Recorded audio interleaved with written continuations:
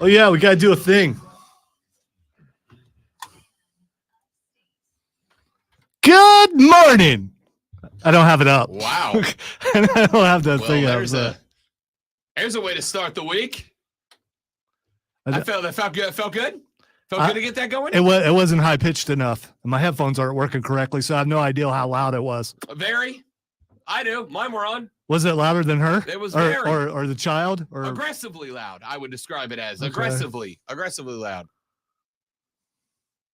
I just learned something. I just learned that if you delete a file out of your folder, it takes it off of the cheat sheet too. So now I got to go re-record all my stuff I got rid of this morning. I got to go re-record my Shatner. I ran out of Shatner.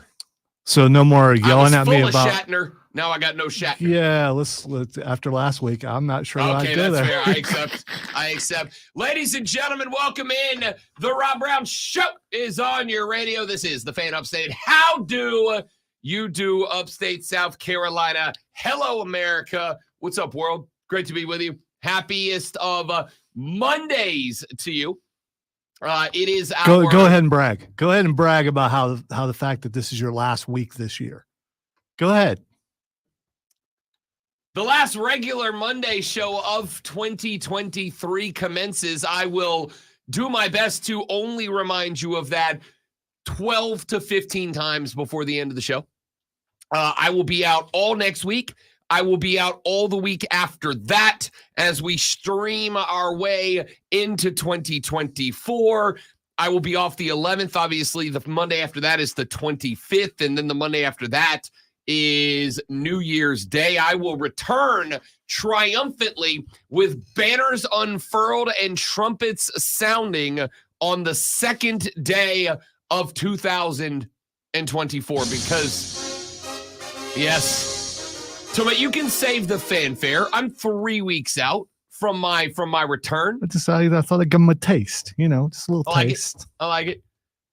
Yeah, and you can trust that I will return on the 2nd of January, as I am not, unlike the Philadelphia Eagles, a fraud. See what I did there? I tied what we were talking about. I tied it directly to a major and recent event in the world of sports.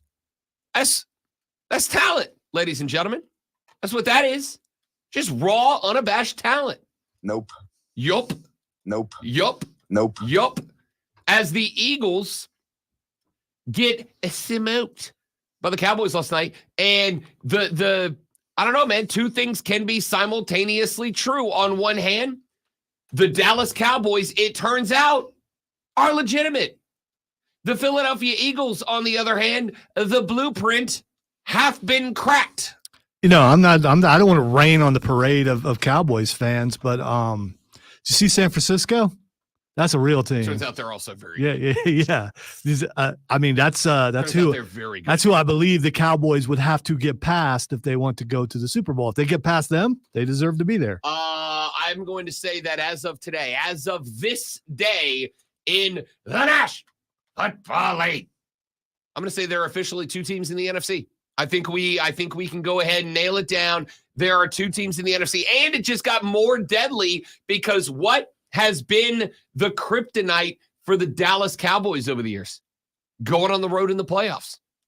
Going on the road in the playoffs has been their downfall. And if with a capital I and a capital F, if what happened last night is any indication, and if the Cowboys can figure out a way to hang on to the top seed in the NFC East, potentially run down the 49ers, although I doubt it.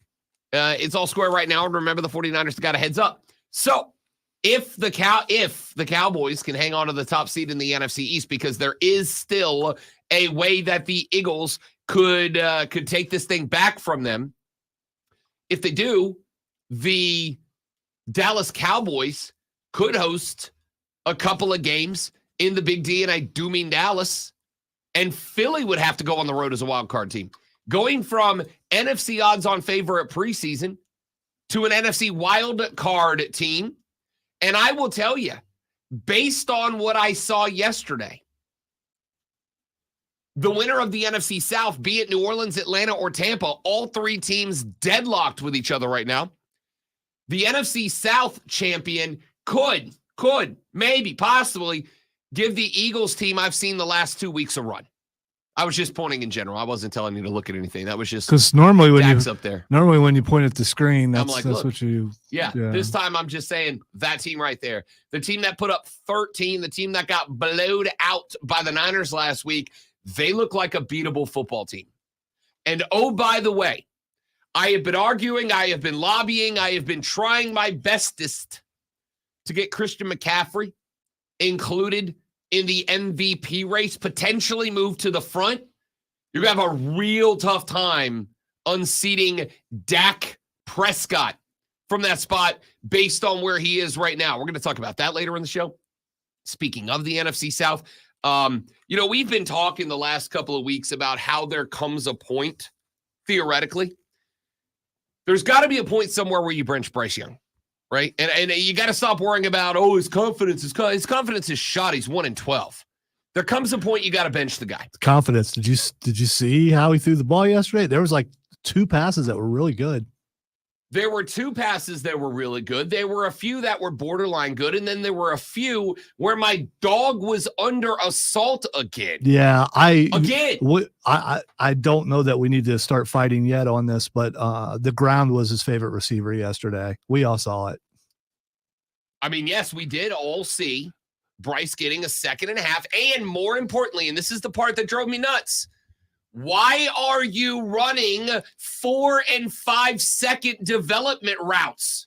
You know that you can't do that. What in the hell are you doing running 5 wide fly routes when your offensive line is a subway turnstile? Hey, Rob. What are you doing? They've won 1 game. Nothing else is working. Why not try something else? Things were you ran for 200 yards in that game, and then you're like, hey, you know what's working very well? The run. And you know what you're supposed to do?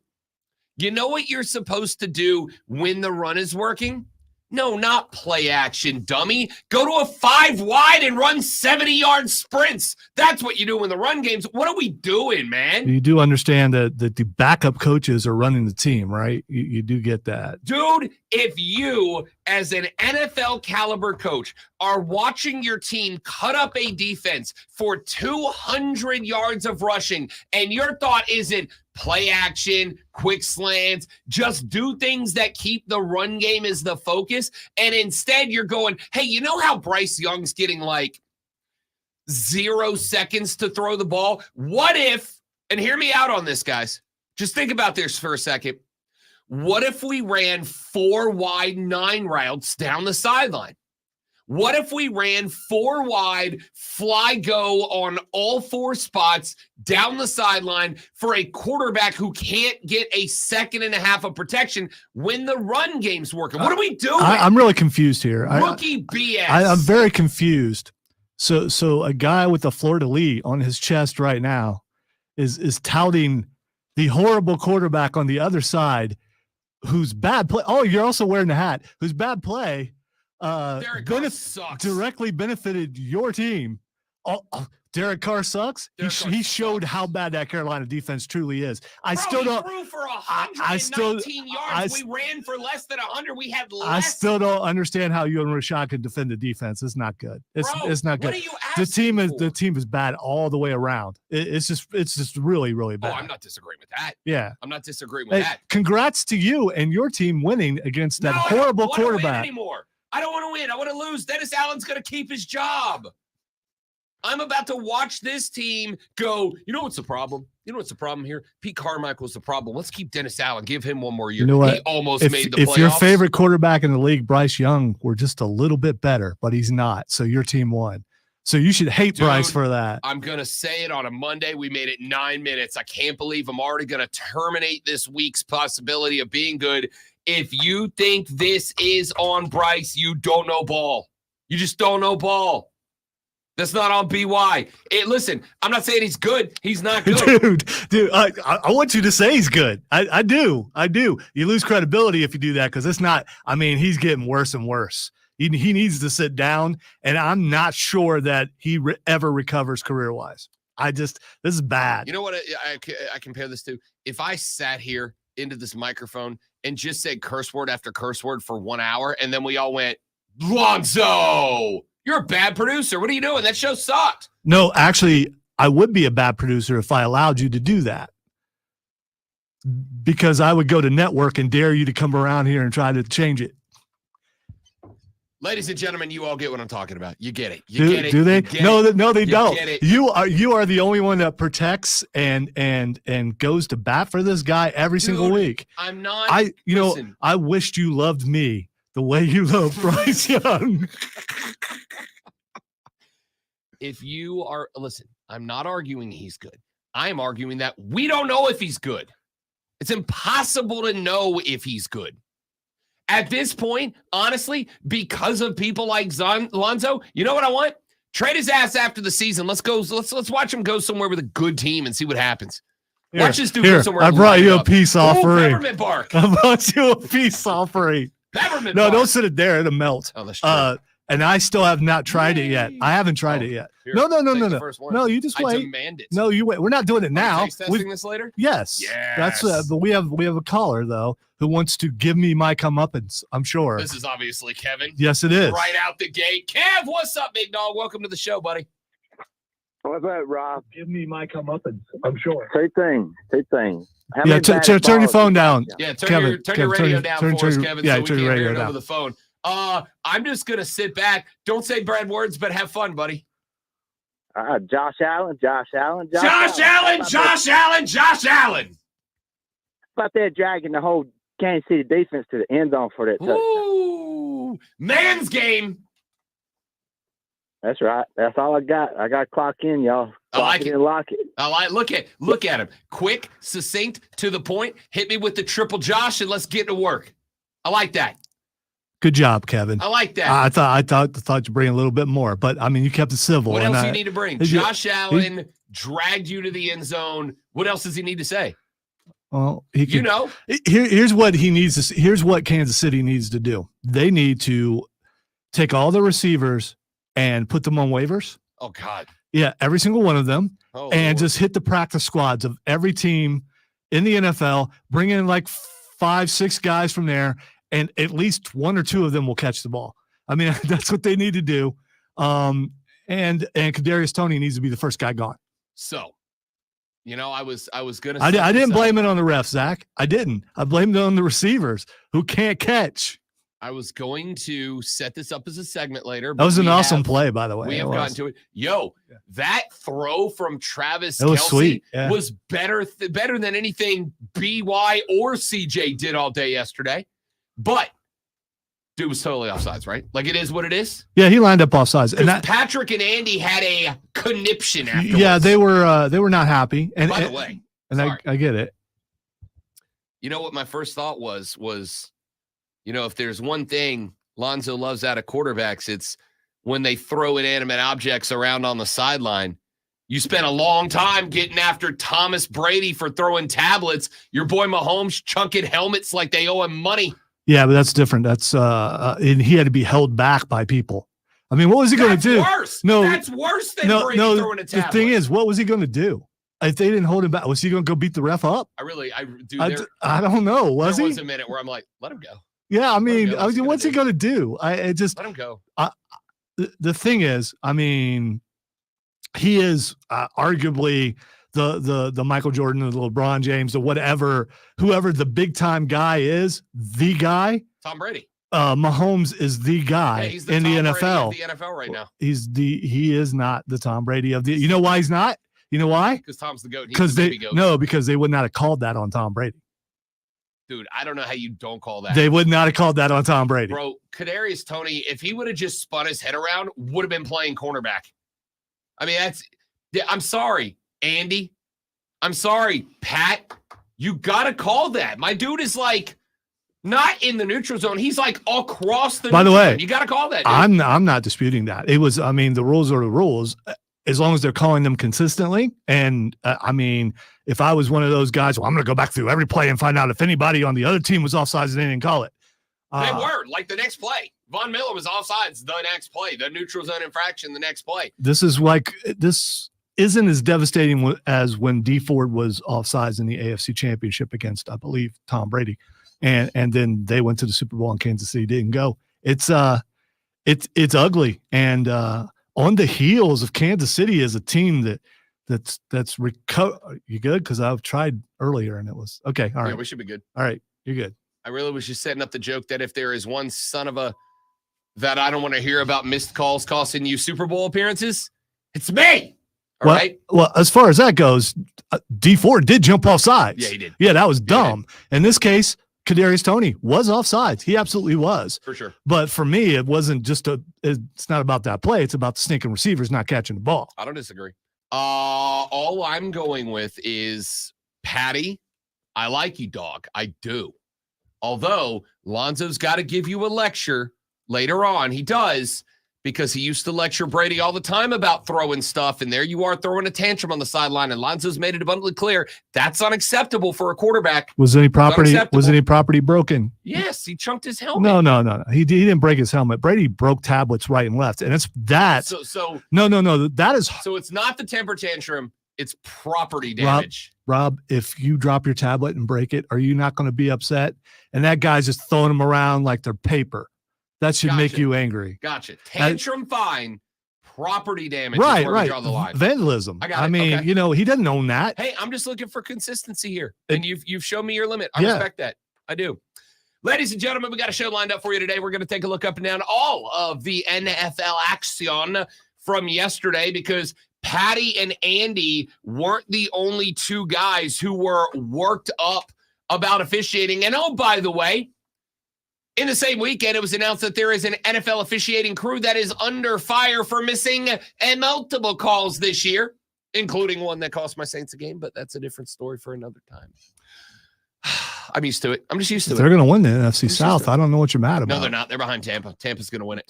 And Tampa beats us. You're going to regret wearing that hoodie today. Tampa, it's already warm. Because it is hot in here. Tampa is going to beat New Orleans in the head-to-head and win this NFC South, just like we none predicted.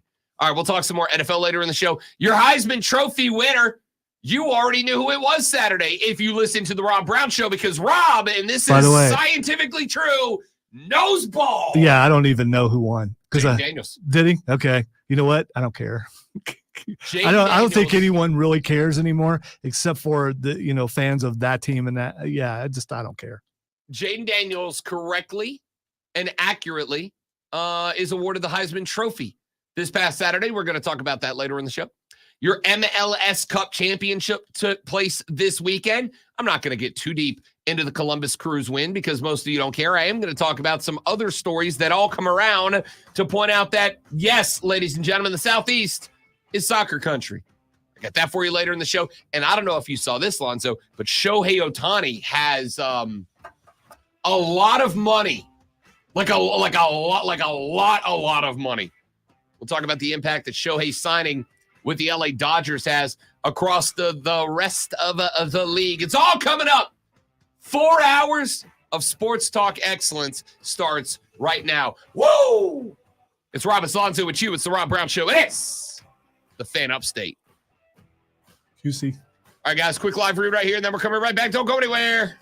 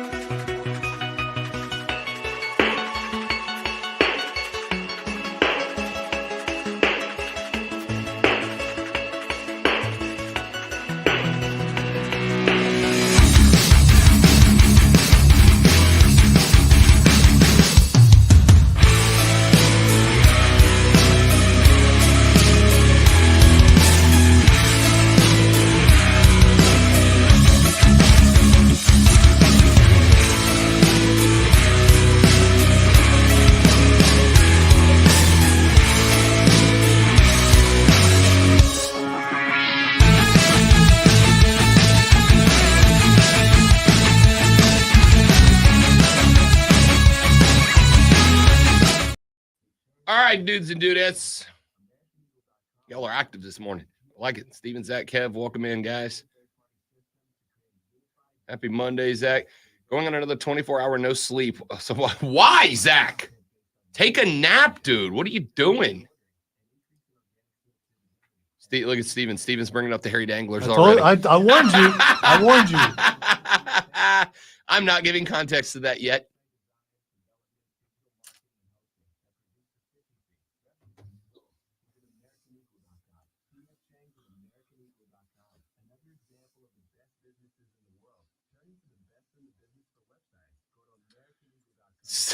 Is the lady friend jealous of BY? Oh, man.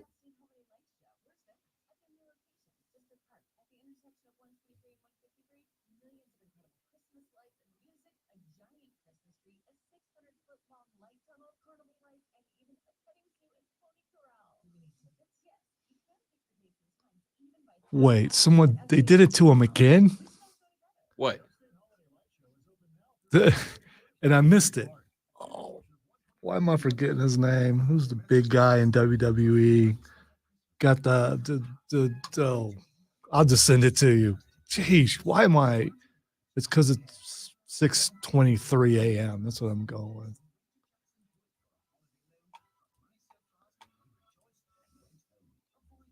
Maybe it's because what was done to him again. This time it's Ricochet and Miz doing it. I just sent it to you on X.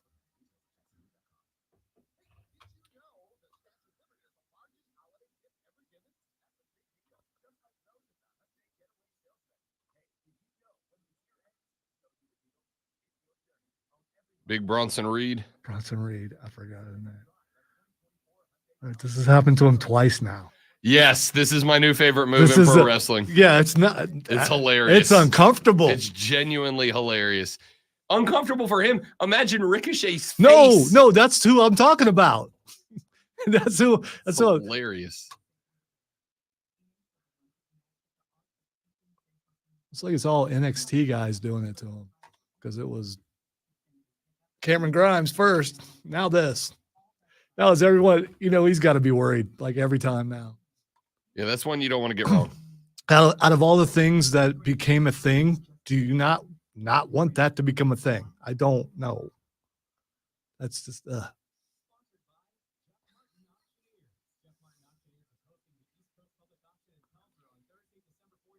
hope he starts wearing like an outside cup because that would be funny. I want him to do it. Ricochet gets knocked out, and then he reaches into the singlet and like pulls one out.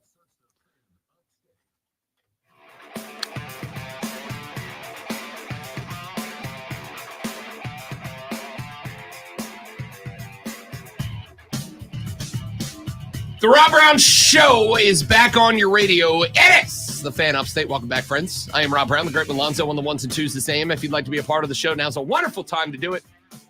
844-326-3663, 844-FANFONE. Text us at 71307, 71307. Start that text with FAN, F-A-N, FAN, F-A-N, and we will read them on the air. I have in the past drawn an analogy between sports and gambling. When I want to say gambling, I mean like in a casino. I got my butt handed to me on the books this weekend. Had a bad weekend on the books this weekend. Did a lot of parlays. It went real bad. Okay? Real bad. And here's the deal. Just like with rooting for a team, that's going to happen sometimes. You're going to have your downs. You're going to have your rebuild. It was a rebuilding week for Rob Brown, all right? I nailed 3 or 4. I lost a lot more than that. Bad week on the books.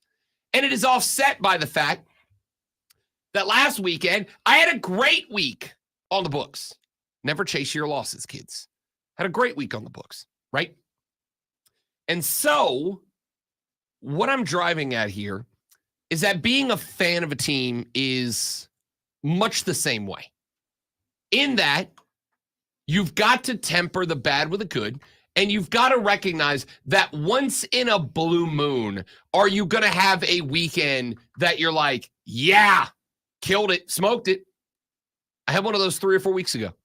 I did like 5 times what I normally do in terms of winning. Usually I'm up. Every now and then even the best of us are down. Even those of us that know ball sometimes just miss. It happens. Being a fan of a team is much the same way. Every year, you walk up to the table. Every year, you plunk your money down. Every year, you pull the lever. And every year, you hope that, you come up with more good than bad. You hope you break even at least, that you feel like your team gave you the entertainment value that made it all worth it, right?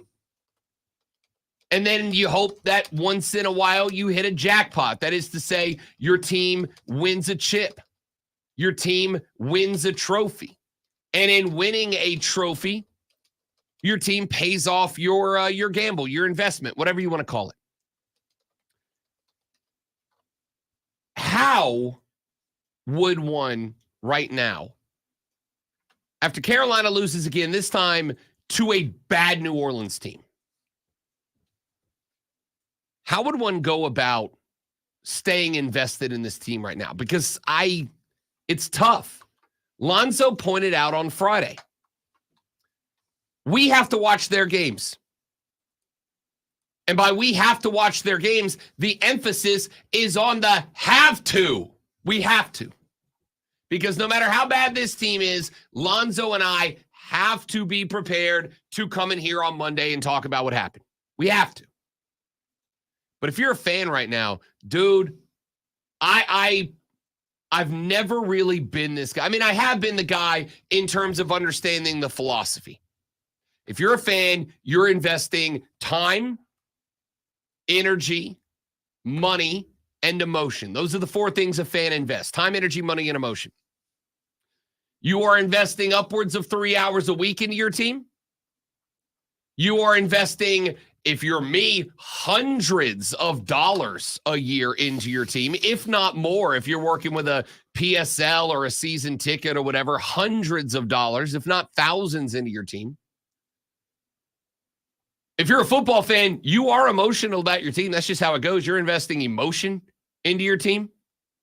And so to see what is happening with this football team is maddeningly frustrating. Not because they're bad. I understand they're bad. I told you preseason, this roster's not ready. I had some of y'all texting this show saying, Rob, I think we can be in competition. I think we can be in competition for this division. And I said, respectfully, you're a lunatic. No, you're not.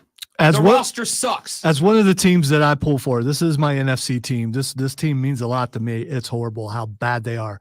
When you think the team, they can't be that bad. This team is that bad. And to the point where you look at it and go, how do they recover? How many years does it take to recover from how bad this season is? I don't know. I mean, and it's got the potential to be even worse because there's still some games left. How do you recover from that? It's the NFL. There could be a quick turnaround next year. Everything could be fine. It's not going to be, though. I don't know. I mean, you've got to just get rid of everybody. I am officially at the point where I'm bummed.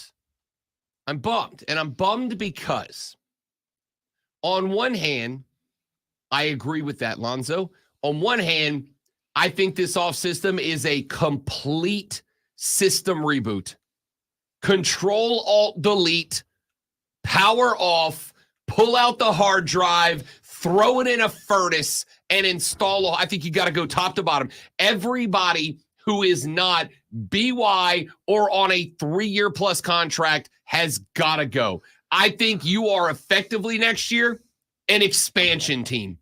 You are starting from the ground up. They're that this year, unfortunately. I don't disagree, but you came in this year with some optimism, with some guys who were vets, guys that have been on the team, a couple of coaches that were hanging around. I think you came in with mild optimism. Maybe not that this year was the year, but that next year might be, certainly the year after that. I think everybody's got to go. I think Ejiro Evero's got to go. I think Thomas Brown's got to go. I think everybody's got to go. Because there's not even, and I think this is the part that kind of frustrates me, Zoe. Like, there's not even pride in this team right now, right? Like, it's not even, I was watching the pregame, and there was one spot, and I forget who it was, but there was one spot where one of the defensive backs walking out onto the field got into the face of Saints receiver Keith Kirkwood and walked up and went and gave him a thumbs down to his face. And then about 10 minutes into the game, the Saints hit a big completion or a big run or something, and like half the offense looked at the Panthers sideline and gave them all the thumbs down. And I'm like, oh, it's on, dog. Like, as a Saints fan, love the smack talk. As a guy who needs the Panthers to win so that I can, make more money, I was like, oh, this is not good. Maybe they'll respond, right? If nothing else, don't you go out there and play for your damn pride. When you got another team hitting you with a thumbs down in the face mask in the first quarter, don't you go out there and at least get aggressive and violent and show them you're not going to get pushed around? And they didn't do that. Here's the thing, though. At this point of the season, they're already planning on, well, I'm not going to be living here next year. I wonder where I'm going to go. I hope another team picks me up. Or, yeah, I got a long contract. I'm here. I wonder where I'm going on vacation. I know it's there's still, 5 games left? But they're done. They've already packed it in. Yeah, I mean, honestly, if you can't get out there and run around the field and hit somebody just out of pride, I don't know what to say, right? Like, that is whatever's a level deeper than a culture problem, right? So I think everybody's got to go. But then there's the part that kind of kills me a little bit. And it's that I am now officially in and of the belief that this is a Tepper problem.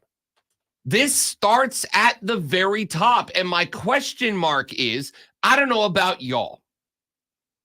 There have been 2 or 3 times in my life where I have had to do a complete evaluation of everything that makes me me. Like Aaron Rodgers go into the Shire, sit in the dark for a handful of hours, really look inward, home to the deepest recesses of the brain and go, why am I the way that I am? And I can tell you, honestly, it's real good for you. It can be terrifying. It can be disappointing to evaluate why you are who you are, why you are. But I think it's necessary, right? I think you've got to look deep down into your schematics to figure out why am I, who am I, and how am I going to fix the parts of me that need to be fixed? Because like we talk about all the time, Alonzo said many times, why do you only focus on the negative? Because negatives are what can be fixed. If you're doing something good, you don't need to fix it. Focus on what you can fix. That's a philosophy to me, right? And so I think if I'm really doing that for Carolina, if I'm really evaluating why this team is the way this team is, it's kind of impossible for me not to think it's got to be the ownership. We're on 7 coaches in 5 years, including the interims. We're on probably the same number of offensive and defensive coordinators. We've cycled the roster over and over, and yet it has been consistently this since Tep took over. And here's where this is what is the disappointing part of me. The disappointing part for me is that the problem flows downhill from the one thing that can't be fixed by anybody other than that which is the problem. The only person who can fix the Tepper issues are Tepper. And when you get a guy who's made it to where he's made it, the way he's made it, they're not guys that are traditionally known for looking inwards and going, these are my flaws and I need to course correct, unless it's costing them money, which is why, and I've never said this, I've always said you have the right to do it. I've always said you should consider doing it if you feel that it is that bad. But, and I'm going to get in trouble for this, I am at the point where I'm looking at Panthers fans going, you shouldn't invest another dime in this franchise. You should not buy tickets. You should not go to games. You should not watch games. You should not buy new swag. You should not do any of that. Because the only thing that is the problem, to me at this point, boiling it down, is Tep. And if Tep's the only problem, there is only one language he speaks. There's only one. You can protest. I loved what Rashad and them were doing with the March on Mint. I hope it happens. You can protest. You can tweet. You can Facebook. You can walk around the stadium with picket signs, and you should. But there is only one language this guy understands, and it's dollars and cents. And if you are putting any dollars and cents into the kitty right now, you are prolonging the problem. That it's just, to me, Lonzo, I'm trying my best because, again, I'm going to get in trouble for saying that. And I'll apologize when it comes time.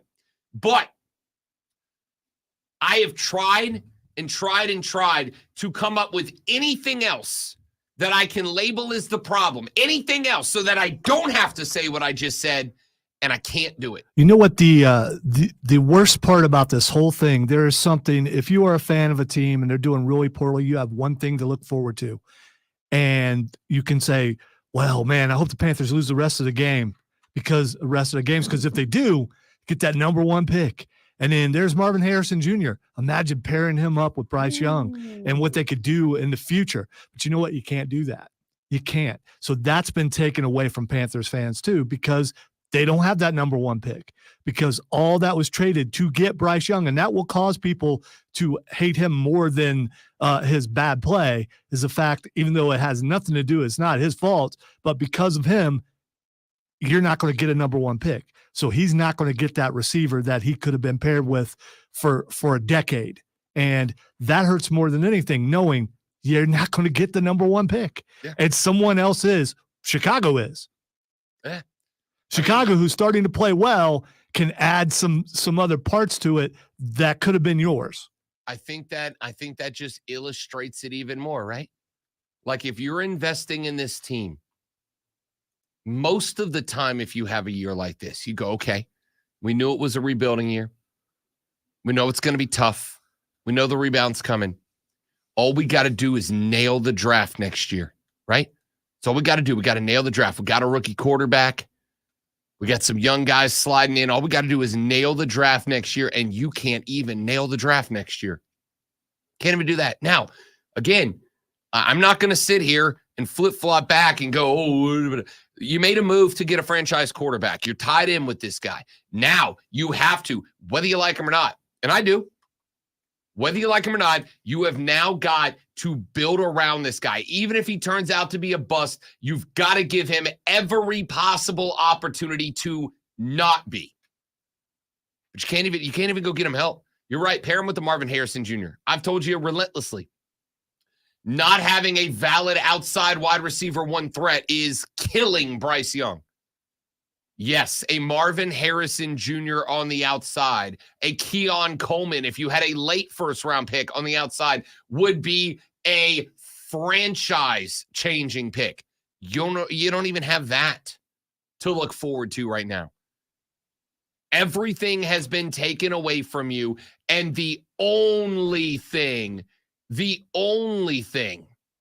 that the guy who can change anything understands is the dollars and the cents. I'm interested to talk to Rashad on Thursday and ask him, are you going to go to any more games? Are you going to buy any more gear? I know you're going to keep the pod going because the pod is the lifeline to keep Panthers fans sane. Are you going to any more games? Are you going to be involved anymore? Because I got to tell you, right now, I can't. The extent of my conversation about the Panthers happens right here. Let's take a break. Back after this, wrap up hour number 1. Rob Alonzo and you on the Rob Brown Show. It is the Fan Upstate. Lights. All right, guys, quick live read, then we're coming right back. Don't go anywhere.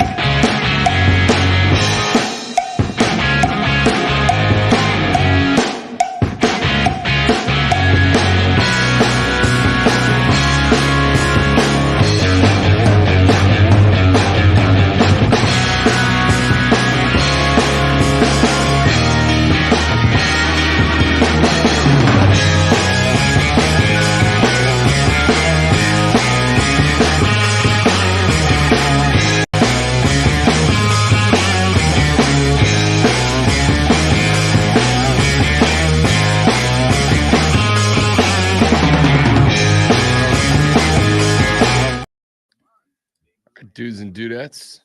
Would you consider XL for the Panthers? Yeah, but I really need a speedster on the outside. Like if you're gonna have Bryce dropping back for a 3-second drop to throw a 40-yard ball, I need somebody who can get 40 yards as quickly as possible.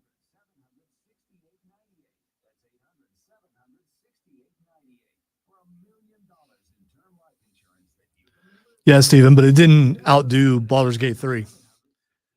And it wasn't Doom anyway, it was Diablo. But that's cool though. So I had a gentleman yesterday, an older gentleman, who knows, probably the same age as me, said OH 3 times before I heard him. And Raven was dying. His wife was going, Steve, stop. Trying to get him to stop because she thought I was ignoring him and I was focused and I just didn't hear him. What were you doing? All right. So my wife gives me a horrible list.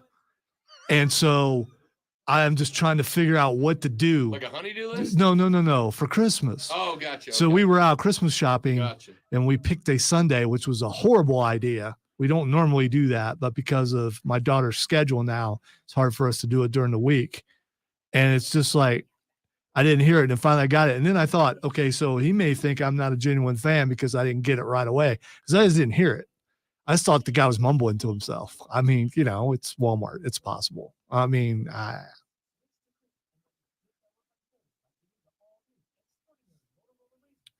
my daughter will not let that go, though. Last night, she was up at the house, and she just walked around the corner and went, OH.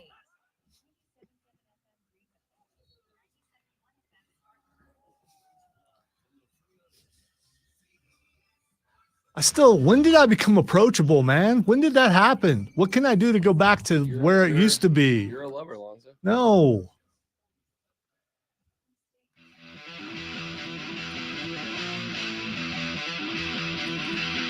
Is this the weirdest quarterbacking year in the NFL, like maybe ever?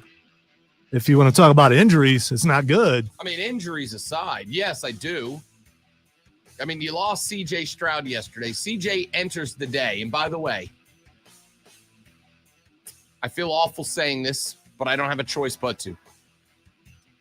C.J. Stroud, without his top 2 wide receivers, looked a hell of a lot like Bryce Young yesterday. Say what you want. Without Tank and Nico yesterday, C.J. Stroud looked a lot like Bryce Young.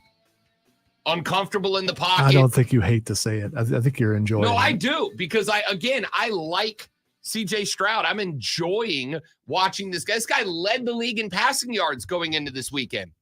But when he does not have his dudes, when he doesn't have his guys, he looked a lot like BY. Had less than 100 yards in the game when there were 6.5 left in it, and he got knocked out of the game and had to enter concussion protocol, did not return. I think there was 6:38 left on the clock.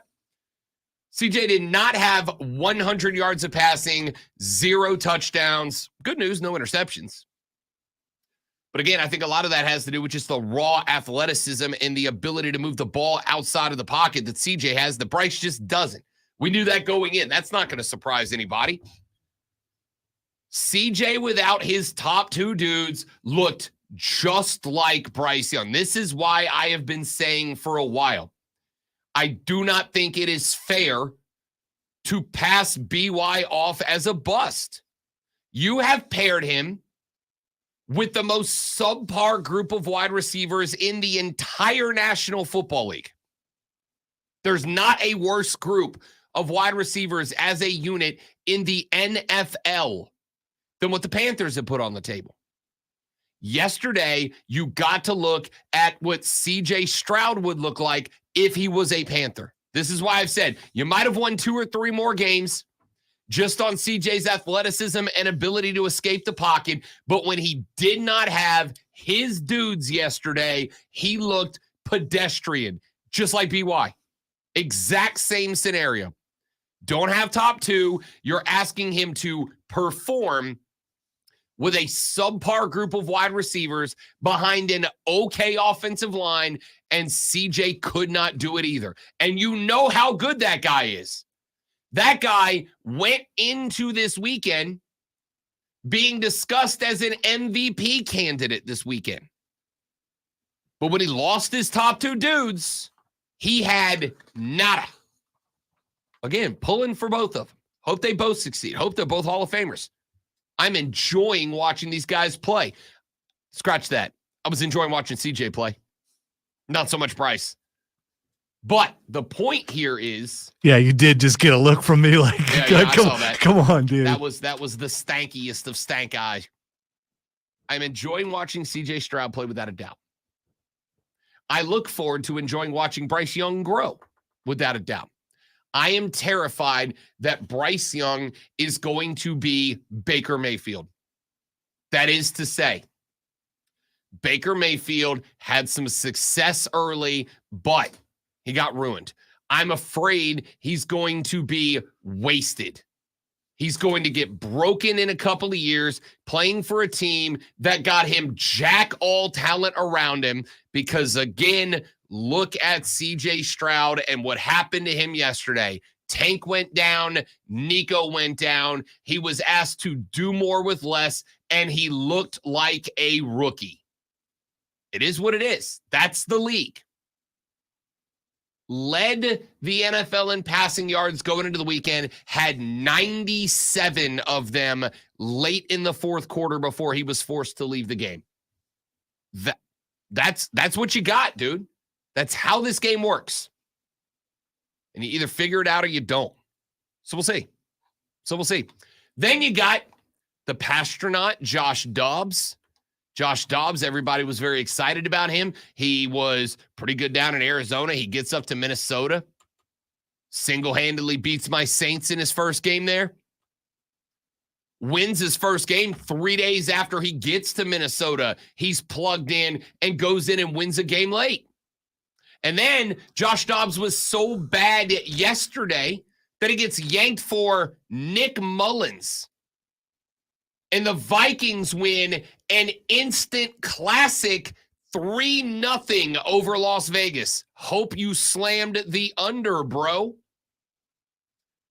You got Trevor Lawrence. High ankle sprain last week. He ends up coming into play. That dude goes back and forth. Looks like a superstar one play, looks tragic the next. Then you got Justin Fields. Justin Fields just beat Detroit.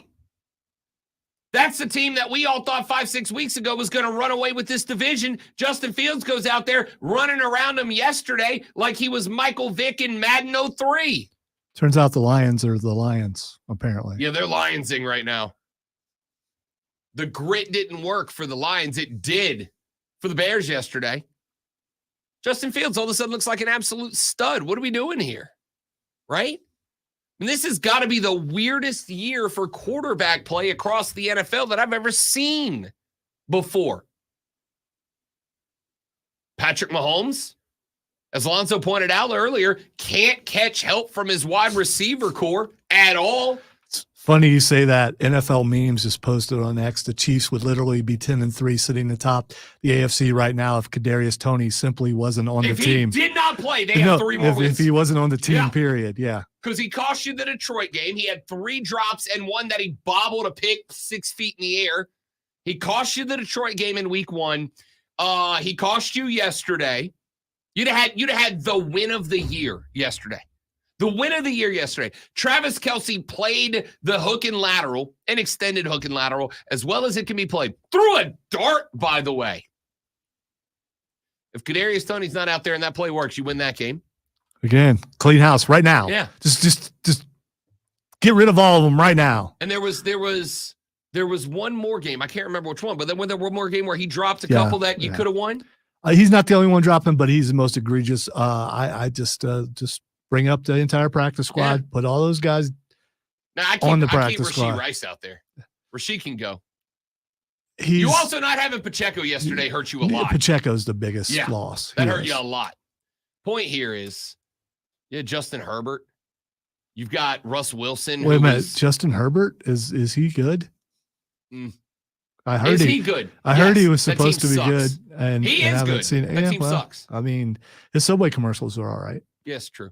You got Russ Wilson, who had like a 96 game losing streak, and now all of a sudden the Broncos are what, 5 of their or 6 of their last 7 are dubs? Yeah, that's coaching. I still don't believe I don't it's him. disagree. I don't disagree, but coaching to your talent is important, and Sean Payton's done that for Russell Wilson. This is the weirdest year of quarterbacking across the entire National Football League. It's wild. I think this weekend we hit our 56th different starting quarterback across the NFL. That's insane. All right, let's take a break. We, ladies and gentlemen, have a lot more to get to. We got your water cooler cheat sheet coming up in the next segment. We're going to talk Jayden Daniels. We're going to talk NBA because the in-season tournament is concluded.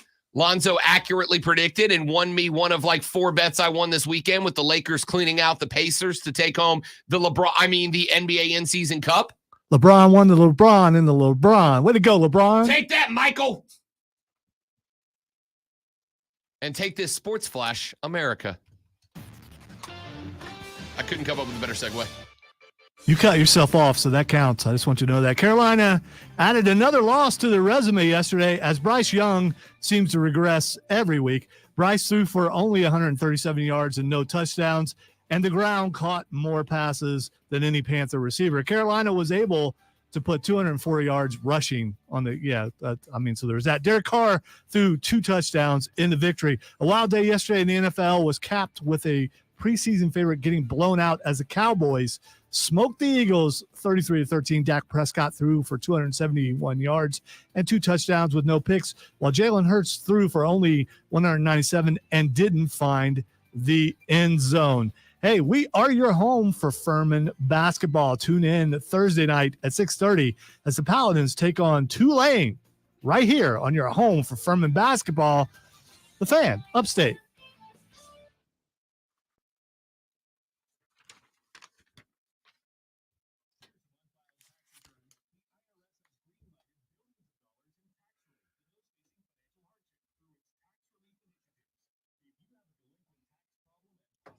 Well, that's pretty accurate, Stephen. If he had all those things, he probably would be pretty good.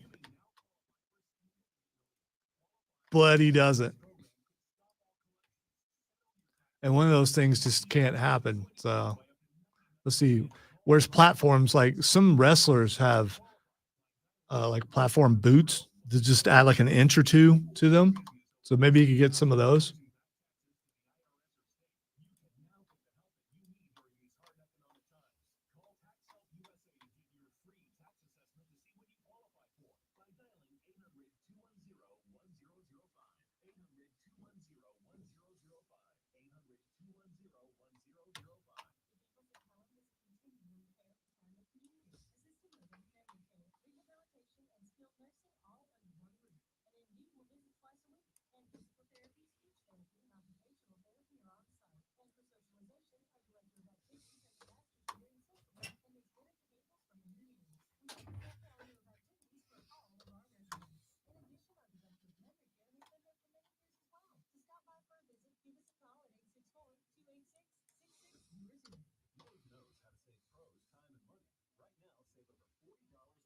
It says stay weird. I'm not standing up though, so you can see it because I'm lazy. And I'm busy.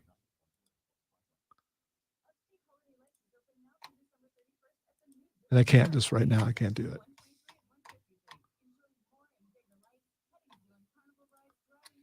So I had a 9-leg touchdown parlay yesterday that would have covered up all my losses on a $3 bet. One guy on my list didn't score. You know who it was? Christian McCaffrey. Wow. I hit 8 out of 9. That should have been the given. And the only guy who didn't score was the guy who has scored in 800 consecutive games. Who, by the way, had a 72-yard run that he got tackled on the 2, and they didn't give him the ball to finish the drive. Infuriating.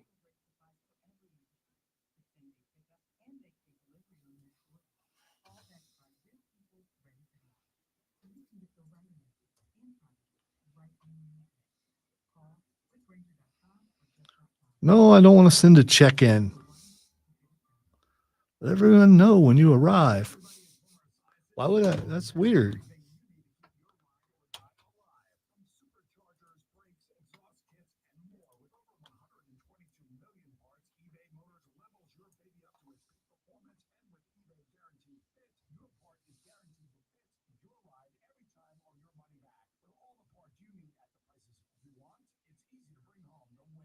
What is limoncello?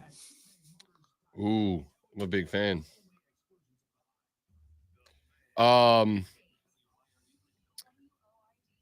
Limoncello is a lemon liqueur. It's an Italian lemon liqueur. And there is, I don't know how Lucas know this. There is a person within the company who I did not know this until this year is apparently notorious for walking around at the end of the party with a bottle of limoncello and just handing shots out to anybody who's still there. A lot is the answer, Lucas, and it was a great time. Thank you for asking. Our numero dos of the Rob Brown Show goes now, ladies and gentlemen. Welcome back. This is the Fan Upstate. How do you do? Good morning to you. Happy Monday, friends. The final Monday of 2023 for ya boy.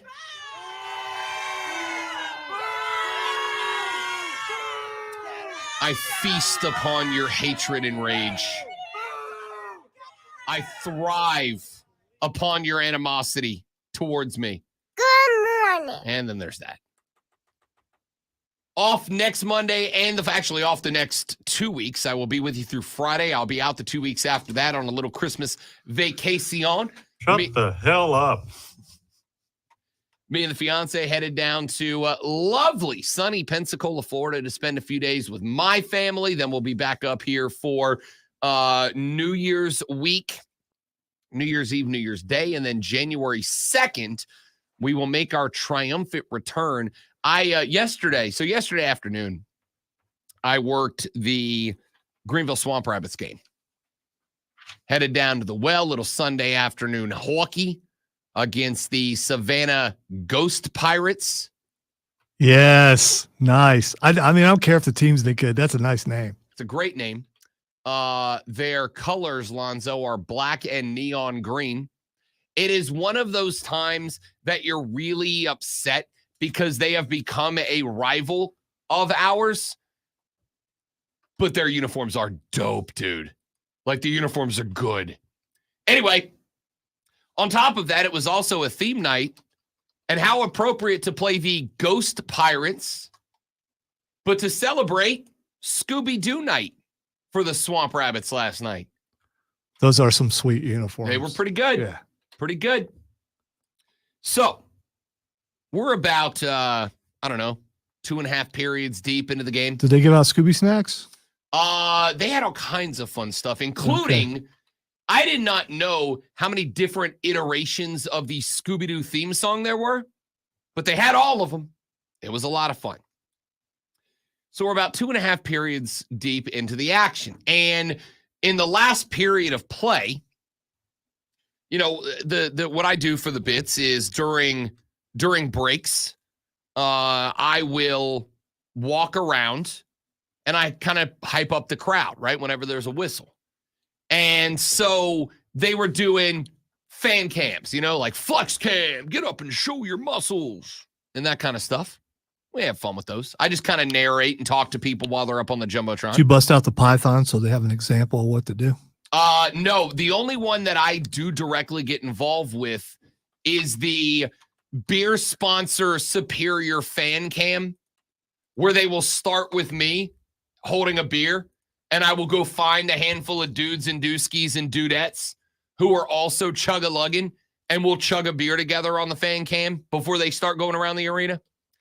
So anyway, we got a couple of fan cams late in the game. And whenever we have multiple fan cams coming up, I'll just walk around the arena. I'll just walk around the stands talking to people, right? Watching hockey from different angles, talking to fans. And so I'm sitting in whatever section I'm in, watching the game. Because I also like to watch hockey. So I'm sitting there in the stands watching hockey, and I get a gentleman who walks up. I got a jersey with my name on the back, and I'm sitting in the stands, and this guy walks up, and he sits in the seat next to me. And he goes, "You're the guy from the radio." And I went, "Yes, sir." And he introduced himself. You're the guy from the radio. There he is. And I said, "Yes, sir." And he goes, "Hey, man, let me ask you a question. Are you going to boycott the college football playoffs?" He goes, "I heard you ranting about Florida State getting a break." He goes, "I agree with you. Are you going to boycott the college football playoffs and the national championship?" And I thought about that for a minute. And I said, "Ultimately, sir, I'm not." And it's not because I don't want to, because I do. It's not because I do have a responsibility, I think, to our listeners to be able to talk about these things and to be able to talk about the outcome of the games. I said, but I'll tell you, I think if I didn't have a radio show, I think I would. And I bring this up just because of the conversation we had about a half an hour ago regarding the Panthers, where I said, look, the only spot you're making a change now is if you give no more money to that organization. I think you just want to prove that I'm wrong because I said it would die down by this week. And so you're bringing it back up. I don't think listen, it is going to die down in quantity. You're going to have less people griping about it.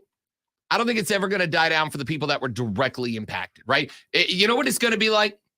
It is going to be like the NFC Championship game where there was a missed pass interference call. Does it impact the league? Yes. We've still got active NFL players who are calling officiating across this league a travesty. And in not one, not two, not three, but 4 different articles about Myles Garrett calling officiating a travesty despite the Browns winning. Patrick Mahomes and Andy Reid ranting on about the call against Kadarius Toney, et cetera, et cetera. And by the way, in the article about the NFL officiating crew that is now under investigation for multiple very obviously missed calls. As a matter of fact, coincidentally enough, a missed call against Marquez Valdez-Scantling that cost Lonzo a game, and a missed call in the Saints-Falcons game a few weeks ago that cost my team a game. In the article about that, 4 times this weekend did I see the blown Saints-Rams NFC Championship game call missed. Is it ever going to go away? No. It is always going to stand out as one of the great controversies in the sport we're talking about. The NFL for the missed call, college football for the Florida State thing. It is always going to be listed amongst the great controversies in their respective sports. But is it going to die off? Yeah. Once the championship games get here, once the playoffs get here, a lot of y'all are just going to dive into those. But for the folks that impacted, it will always be one of the great controversies. It doesn't matter how much we all kind of move on for Michigan, Bama, for Washington, Texas. Down the line, years from now, it's still going to be a radio discussion point, without a doubt. All right, I got your water cooler cheat sheet coming up here in just a minute, but we got somebody on the phone line first. Yeah, we got Jersey Joe. Jersey Joe, welcome to the show. Hey. Good morning, Rob. Good morning, Lonzo. How are we both doing Good, today? big fella. How are you? Hey, doing good. Hey, you talking about the Scooby-Doo night at the Swamp Rabbits, and you mentioned Lonzo mentioned the Scooby stands. Well, if there's any listeners out there back from the old Greenville Growl days, the bad dogs used to bring the milk bone dog biscuits with us, and we would munch on them during the game. I have heard legendary stories about the Growl days, and I know you were a big part of that. I did get your text. We do need to grab a beer and talk about the Growl days. There are still pictures up in the top office of the Growl days, and it looks like it was a riot back in the day. Oh, it was, man. Like I said, we were treated like gods in that building. We really were. I love it. Yeah, the Growl days, legendary days. Joe, great man. Great to hear from you, buddy. I appreciate you checking in. I want to grab our water cooler cheat sheet here. The 3 items you need to know in sports before you get your day started. Here they are. Are you ready for the playbook of the peculiar? The Almanac of the Absurd and the encyclopedia of the extraordinary? Well, you better be, because we're diving headfirst into the 3 top stories that will have your coworkers saying, You hear that? No. Here we go. Welcome to the water cooler cheat sheet on the Fan Upstate. And who the hell needs the rest of the sounder?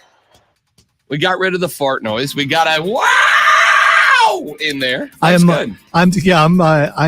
I'm testing something, and it has. And I'm a very patient person, and I'm waiting for Fair something. enough. I get it. Item number 1. 50. That is the number of times that Jayden Daniels found the end zone throughout this season. Had an FBS high 50 total touchdowns, 40 passing, 10 rushing. The 5th player to do so. 4 big scoring games for Jayden Daniels. Accounted for at least 4 touchdowns in 5 consecutive games, including against Grambling, Mississippi State, Arkansas, Ole Miss, and Mizzou. 8 number of total touchdowns against the Georgia State Panthers, 6 passing and 2 rushing, just the 2nd player in SEC history to be responsible for as many touchdowns. The last one to do it, also from LSU, Joe Burrow against Oklahoma back in 2019. 70. That's the number of completions of 20-plus yards this season, the most in the FBS, and it wasn't close. 606.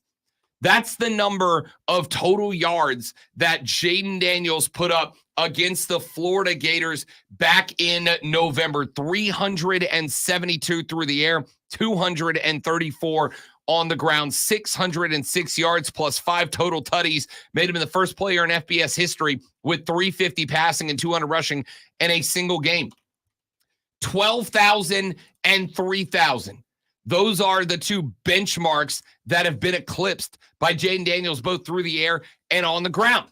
Amassed 12,749 passing yards, 3,307 rushing yards over his career. The first player in FBS history with 12,000 and 3,000 through the air and on the ground. Ladies and gentlemen, as Rob Brown predicted he would be preseason, as Rob Brown told you to put your cheddar down on about week 7 of the regular season, and as Rob Brown said going into last week before the trophy got handed out, your 2023 Heisman Trophy winner is correctly the starting quarterback for the Louisiana State University Fighting Tigers.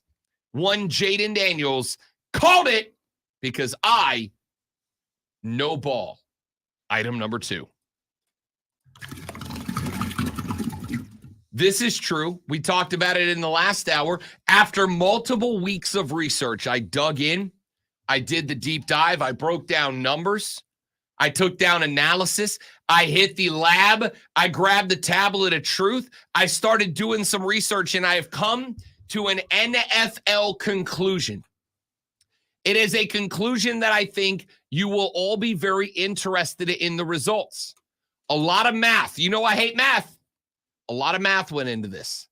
A lot of research, a lot of time, a lot of passion, a lot of dedication on my behalf to come to a conclusion that I want you all to know. And that conclusion is the Panthers are bad at football. 28-6, they fall to the New Orleans Saints. Here's what blows my mind. Derek Carr had just 119 yards on 18 completed passes. He did throw 2 touchdowns, one to Olave, one to Jimmy Graham, because it's 2014. Was intercepted 1 time in this game. The Saints rushing the ball. 97 total yards. Didn't even break the century mark. Alvin Kamara had a tutty earlier in the game. After that, pretty much just a bad day rushing the ball for New Orleans. On the flip side, BY had more yardage than Derek Carr. 137 yards through the air. No touchdowns. More importantly, maybe no interceptions. On the ground, 87 for Hubbard, 74 for Sanders, 40 for Bryce Young, 204 rushing yards for the Carolina Panthers. And yet late in the game, when they had an opportunity to try to keep it close, New Orleans put up 14 in the final frame. This game was not over until late.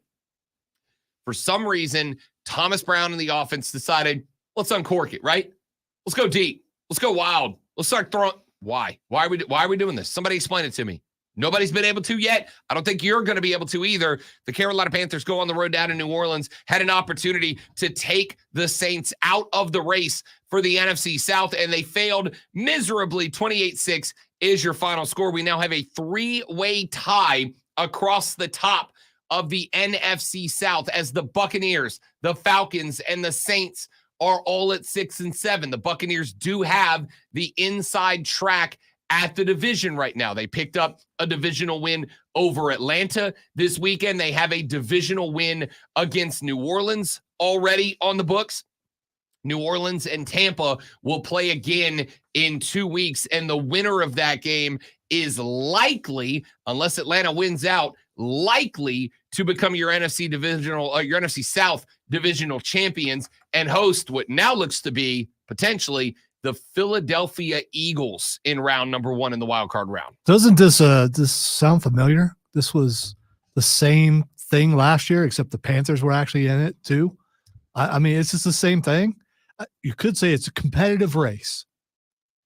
I mean, competitive and good are Right. not mutually exclusive. Right. The two It slow, is without question the most competitive division in football. the two slowest guys in the building racing could be very competitive, Very competitive. but they're still slow. Yeah. It is, ladies and gentlemen. It is officially the worst division and also the most competitive. This is true. And consistent because they're the worst division 2 years in a row. Item number 3.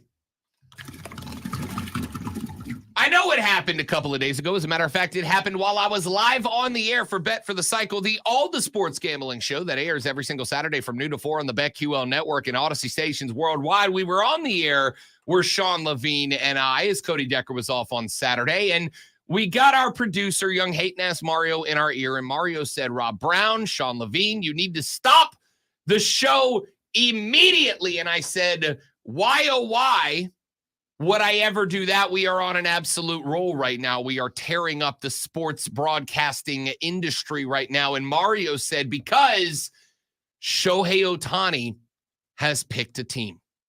And, you know, I said last week, I wanted to give you Braves fans some optimism, but not false hope. I wanted to give you something to believe in. All right. I had no idea what you just did. I botched it. It is what it is. Okay. I was going for a song and I realized like 2 words into it that's not how that song goes. Point is, I thought maybe on Saturday we get a nice little present surprise. Maybe Shohei is looking for a long-term winner and Atlanta talked him into the mix with an international airport. Nope. 10 years, $700 million is the contract that Shohei Ohtani signed with the Los Angeles Dodgers. That's like almost $1 billion, right? It's like heading towards $1 billion. It is well on its way. Wow. It is almost $750 million to play baseball. Play baseball for a decade. I know he's really good. He's very good. He's the best to ever do it. That sounds like one of those lifetime ones, like, you know, that some baseball players have, but only for 10 years. 10 years, $700 million. That works out to an annual salary of $70 million, obviously. Hey, yeah, I'm good at math. However, that's not how it's actually going to work out. The majority of this payment is deferred, meaning that Shohei will collect bigger checks later in his career. He did so because he wanted the Dodgers to be able to continue to build now. He wanted the Dodgers to be able to continue to add players now. Look, the contract's real simple to me. I said this on Saturday the minute he signed. I said, look, here's the reason he signed a 10-year, $700 million deal with most of it deferred. The answer is because the Dodgers are going to mortgage the future. They want to plug Ohtani into a lineup now that has Freddie Freeman and Mookie Betts and all these great players, and they want to add a couple more pieces, and they might. There's conversation that Max Fried, the Atlanta Braves ace, may end up a Dodger. They are in the hunt for some of the other biggest free agents in the game, and signing a guy like Shohei Ohtani makes that very easy, right? Of course, if the Dodgers are handing out paychecks like that and they have Shohei Ohtani and Mookie Betts and Freddie Freeman, 2 of the top 3 vote getters for NL MVP, and then the AL MVP of last year, of course free agents are going to want to play there. It's a real simple game here, and this sucks for Atlanta. The Dodgers are going to mortgage 8, 9, 10, 11, 12, 13, 14 years into the future in order to make themselves the odds-on favorite to win a World Series now. And that's unfortunate because Atlanta has also structured their roster to be able to win. Now, they are built out of a lot of young guys. They're built out of a lot of young talent. They're built out of a lot of homegrown talent who have club-friendly contracts that are good for the next 3, 4, or 5 years. And that, it feels like to me, is how long the Dodgers plan on being the contenders of the National League. They are going to look to have 5 or 6 good years of Shohei-led baseball before they get to a point where they're going to be paying him a lot more than that to not be as good towards the back end of his contract. Shohei Ohtani is going to be 30 years old in the middle of next season. This contract will carry him until he is 40 years old. And oh, by the way, that's the same Shohei Ohtani who cannot pitch next year, and the year after that will pitch, but he's already had 2 elbow surgery on his pitching elbow. There's no guarantee he's ever going to be a Cy Young candidate again. But the Dodgers rolled the dice. They land the guy. They were the team that met all of the criteria. They are the closest to Japan. They are ready to win now. They have a winning culture, and they're willing to continue to build around Shohei. They met all the tech boxes, and it worked out. Hate it for Atlanta, because it just got way harder to win the National League. Way harder to win the National League.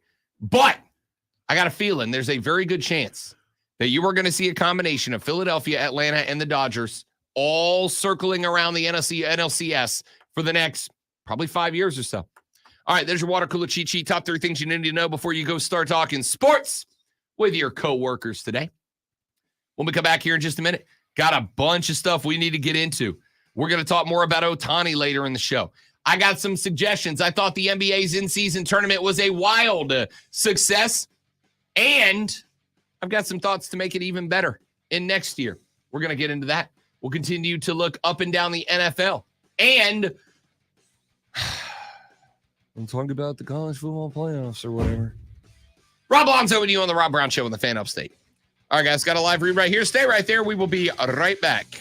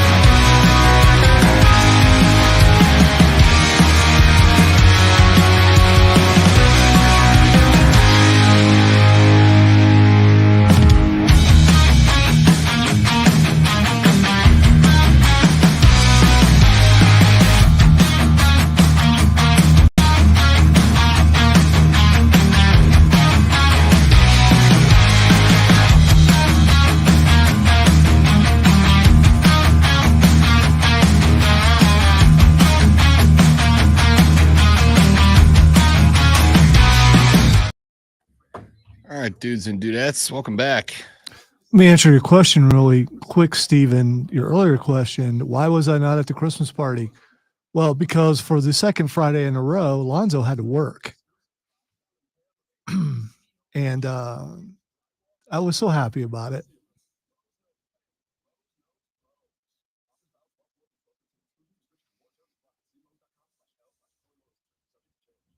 So when you texted me and I texted you, I was working, and it took me a while to get it done, because if I didn't, the thing wouldn't have gotten done until like 1 or 2 in the morning, and I was worried that it wouldn't be done correctly.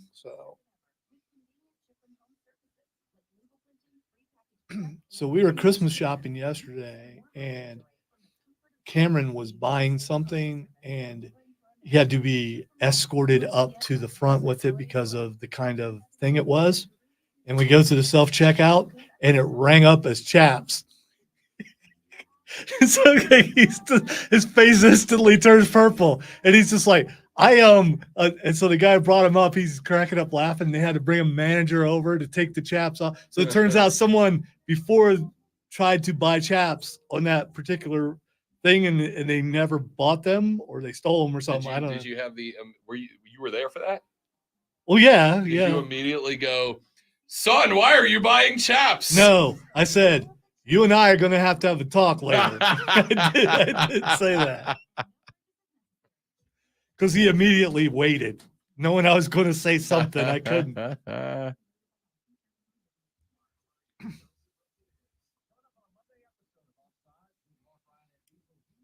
He could have countered very easily by going into Pappy.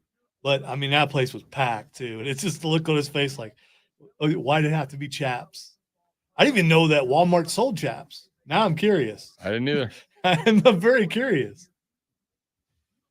What section are those in?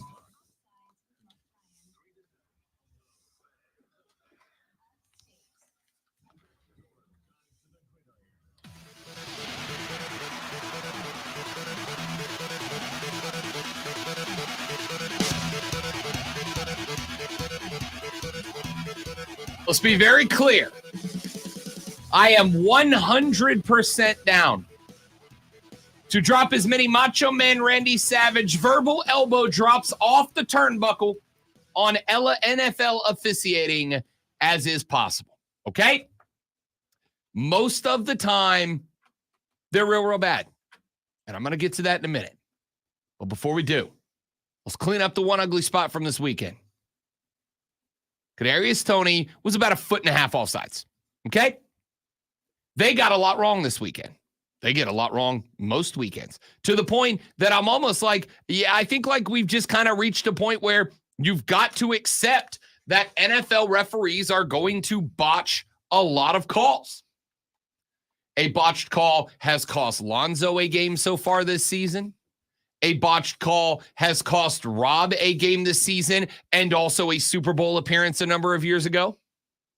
It's going to happen. So it's like over a decade, wasn't it? I mean, let it go. No, it was like half a decade, but it's not the point. Okay, The point is, all right. I'm never going to get over it.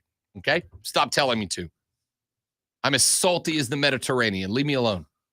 So, that being said. Wow. I was going to say it myself, and then I realized that, I mean, salty as the Mediterranean. I don't believe Mediterranean sea No, salt. no. I get it. Yeah. I just salty. I have never heard it before. So, I mean, It's very, very, very salty. Incredibly salty. Yeah, but you can wash that gray out with the beard brush thing. That's salt and pepper, and it looks great. All right. No, just for men, or just for men, for me, distinguished. Anyway, Myles Garrett decided to pop off. Myles Garrett said that officiating right now is, quote, a travesty, end quote. And went on to say that, quote, they need to be under the same microscope we are every single play, end quote. And is he wrong? He's not wrong. I would like to respond to Myles Garrett by saying, yup, that is accurate. 1,011%. That is accurate. When you have got calls late in games that are game-deciding calls, and I'm not talking about calls that are correct, like Kadarius Toney being a foot and a half offsides very clearly. And look, the solution to that, by the way, as a real quick aside, there's an easy solution to that. KT, take a look left. If you point at the referee, they will tell you, back up. You're offsides. But he didn't do that. Now, Kadarius Toney does not frequently or regularly line up in the slot, which is effectively where he was. He was on the line, but he was inside of the outside receiver who was back. I don't know why that was the formation. That was the formation. It is what it is. All you got to do if you're a wide receiver is get set, look left. The referee, you either point at the line or you hold your hand back to signify I'm supposed to be off the line. And the side judge, 99% of the time, is going to say, take a step back. And as long as you take a step back, they're not going to call that on you because they lined you up. Real easy. But then there are the bad calls. Now, as far as that call goes, as far as the missed call that cost Alonzo a game earlier in the year, as far as the missed call that cost the Saints a game earlier in the year, if it is a penalty in the first quarter, dudes, it's a penalty in the fourth, right? Whether something is a penalty or not should not, cannot be determined based on whether or not there is X amount of time left in the game or on the clock. That's not the right way to do it. Never has been, never will be. It is not the right way to handle it, to go, well, we would call it a penalty, but there's like 37 seconds left on the clock, so we're going to let the boys decide the game. The boys are deciding the game by committing a penalty or not, right? Patrick Mahomes popped off. He's like, you just ruined what would have been one of the greatest plays of a Hall of Fame career of Travis Kelce by calling a neutral zone infraction and offsides against the offense. Yeah. Do you know why they called it, Patty? Because he was that. I appreciate Myles Garrett going after officiating because he's right. I watched Cleveland Jacksonville, and there were a ridiculous number of missed calls in that game, specifically at the line of scrimmage, specifically holds, hands to the faces, false starts, etc. I am getting increasingly frustrated at the number of offensive tackles, Zoe, who have decided that taking that first pass pro kickback step before the ball is snapped, that's okay. And we're just letting them get away with it. Yeah, that's another thing Kansas City needs to do. Get rid of their tackles. Both of them. Yeah, what's his name at left tackle is notorious. I think you said it exactly right. What's his name? Yeah. That's what he needs to be. It is. So again, for a tackle in pass pro, ordinarily, not every time, ordinarily in a pass protection set, if you're an offensive tackle, in order to let the pocket form naturally around the quarterback, that first step in pass protection is going to be kicking back the outside foot, pushing off the inside foot, and throwing yourself backwards a couple of feet, and then establishing. And what that does, aside from making the natural bend of the pocket around the quarterback, the other thing that it does is it creates separation from the defensive end, right?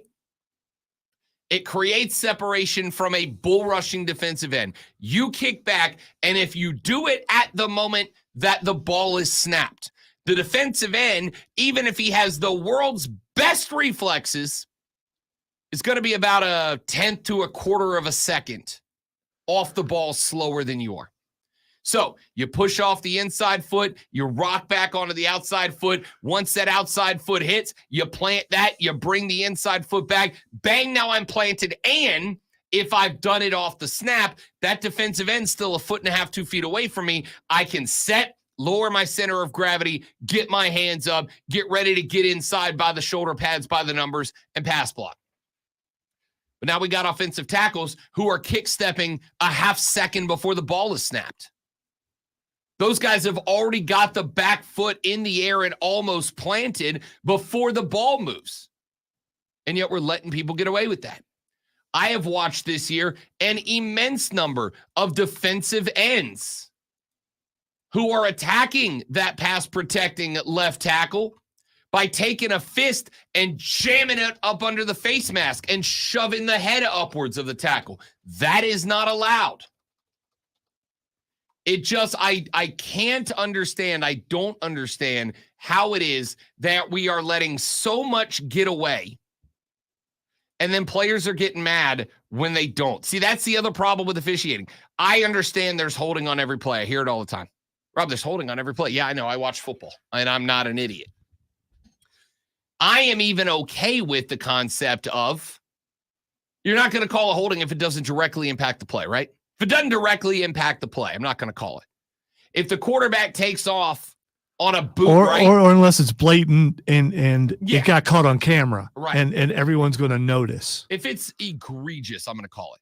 But, listen, if Justin Fields take the snap and he scampers out of the pocket to the right and the left tackle maybe gets his hand up on the top of the number on the shoulder pad and he spins that guy to the outside, the likelihood that guy was making an impact on the play is pretty much zero. So I'm going to let that one slide because I'm not going to break up every play with a flag. That just reminds me of a pass interference that I saw yesterday that wasn't called, where the guy had the jersey all the way underneath, and that was on camera. And it's just, maybe the attention that was called to it yesterday by the face of the league will cause more scrutiny, whether he was right or not. Whether he was right or not, because he was wrong, because Kadarius Toney absolutely was offsides. 1,000%. But maybe that scrutiny, instead of everyone's just making fun of Patrick Mahomes on the internet, calling him LeBron James, which is about the whining. But this is the first time you've heard him call attention to anything. But maybe when the face of the league, who shared, Madden space with your face of the league, Tom Brady, when the face of the league comes out and points something out, maybe more people will look at it. We don't need to go down this path, but I think the other LeBron comparison is that a lot of people think that Patrick Mahomes is treated the way LeBron is. Like, if there's a questionable call, it's going to go the way. That's not of true. Patty Mahomes. That's not, because if that was true, that'd have been a touchdown I'm not yesterday. telling you it's true or false. I'm telling you that's the perception of fans, right?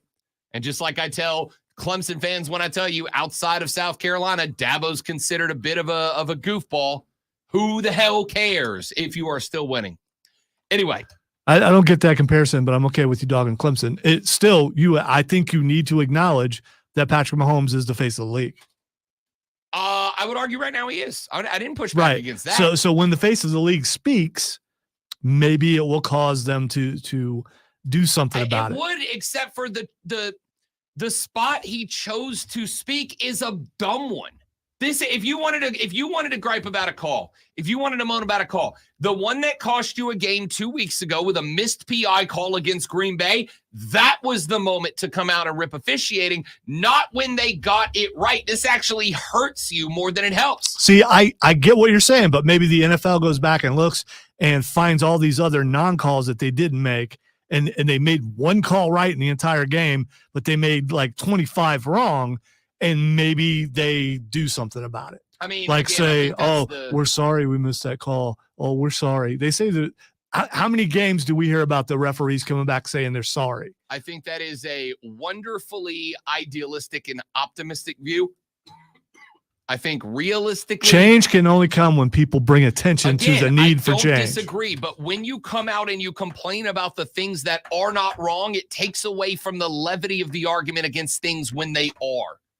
It is a muddled up boy who cried wolf scenario, right? If you come out and get on the mic and go, NFL officiating is this, that, and the other, and the NFL can hold up a screen that goes, dog, he was offsides, look, then it takes away from the other times that you had. If Mahomes was going to grab a mic and rip the NFL, and by the way, I will always defend a player who has a point when they do this. If Mahomes was going to grab a mic and complain about officiating, do it 2 weeks ago against Green Bay when a clearly missed pass interference call cost you what may have been either the game-winning touchdown or certainly a 7-yard drive to finish up the game-winning touchdown. If you'd have grabbed him like that, I'd have come in here the next day going, "Get him, Patrick! Get him!" All right, I'm not going to be. This is the one he picked. I'm not going to be that guy, but I could be that guy and point out how, when it looks like a backwards pass and they talk about, well, it's camera angles, it's not really a backwards pass. We only saw one camera angle of him being offsides. I'm just saying, if I wanted to be that guy, I would say, okay, where are the other camera angles? Because that angle may make him look like he's offsides and he's not. I mean, he was offsides, but still. He was offsides on the camera angle that would have helped him look onside. I've only seen one camera angle. Yes, and it is a camera angle looking from the defense about 3 yards ahead backwards, and he was offsides in that frame. If you move that camera back to the yardstick marker, it's worse, not better. Oh, yeah, Robin, if I put my thumb in front of my face right now, you're not here. A lot of people wish they could do that. A lot of people wish it was that easy to make me go away. Let's take a break. We'll come back. We'll wrap up this hour of the show. We got to talk Shohei Ohtani, $700 million for a decade-long contract. What does that mean for the rest of Major League Baseball? We'll address that coming up on the Rob Brown Show. It's Rob Alonzo and you. It is the Fan Upstate. Oh, that's my favorite one so far. This is Mahomes on the sideline, and they show Kermit the Frog going. That's great. Because it applies on 2 different levels, voice and action.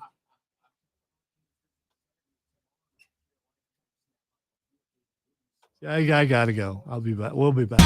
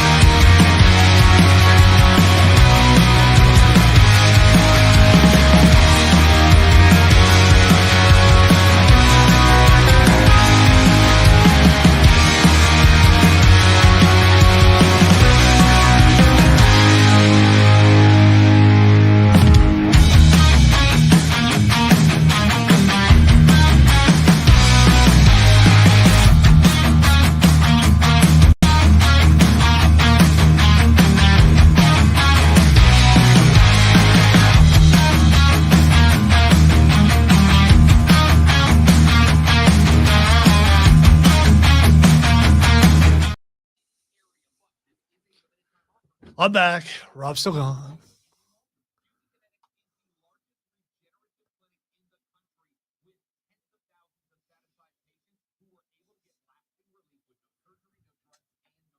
Ooh, I love this one. I don't know if it's accurate or not. According to this, it was on SportsCenter. Andy Reid teams in his coaching career, 25,172 offensive plays, one offensive offsides.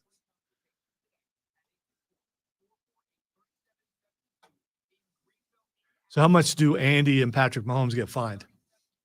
$25K a piece. Have they already been fined? Or the NFL goes, well, no, they will because it was a correct call. Yeah, $25K.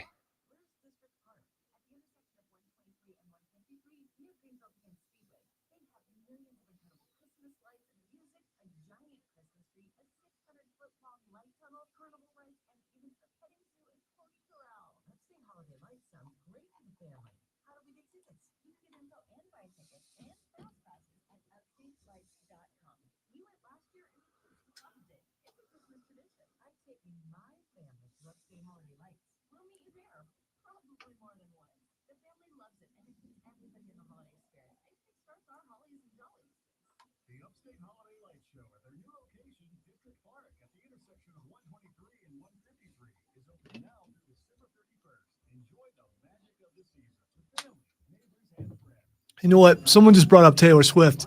And I got to say, if anyone's going to fix the refereeing in the NFL, it's Taylor Swift. Because I'm sure she was upset about it. And if she brings her entire The Swifty Army was things will get done. No, there will be fights across America. Oh my God, this is going to be incredible. There's going to be fights across America today because there's going to be a bunch of football knowing Swifties who are going to be mad, not because of the call, but because Travis made a play and they took it away from him. And they're going to be like, this is the NFL hating. Oh man, this is my favorite controversy. There are going to be fights in relationships across America today.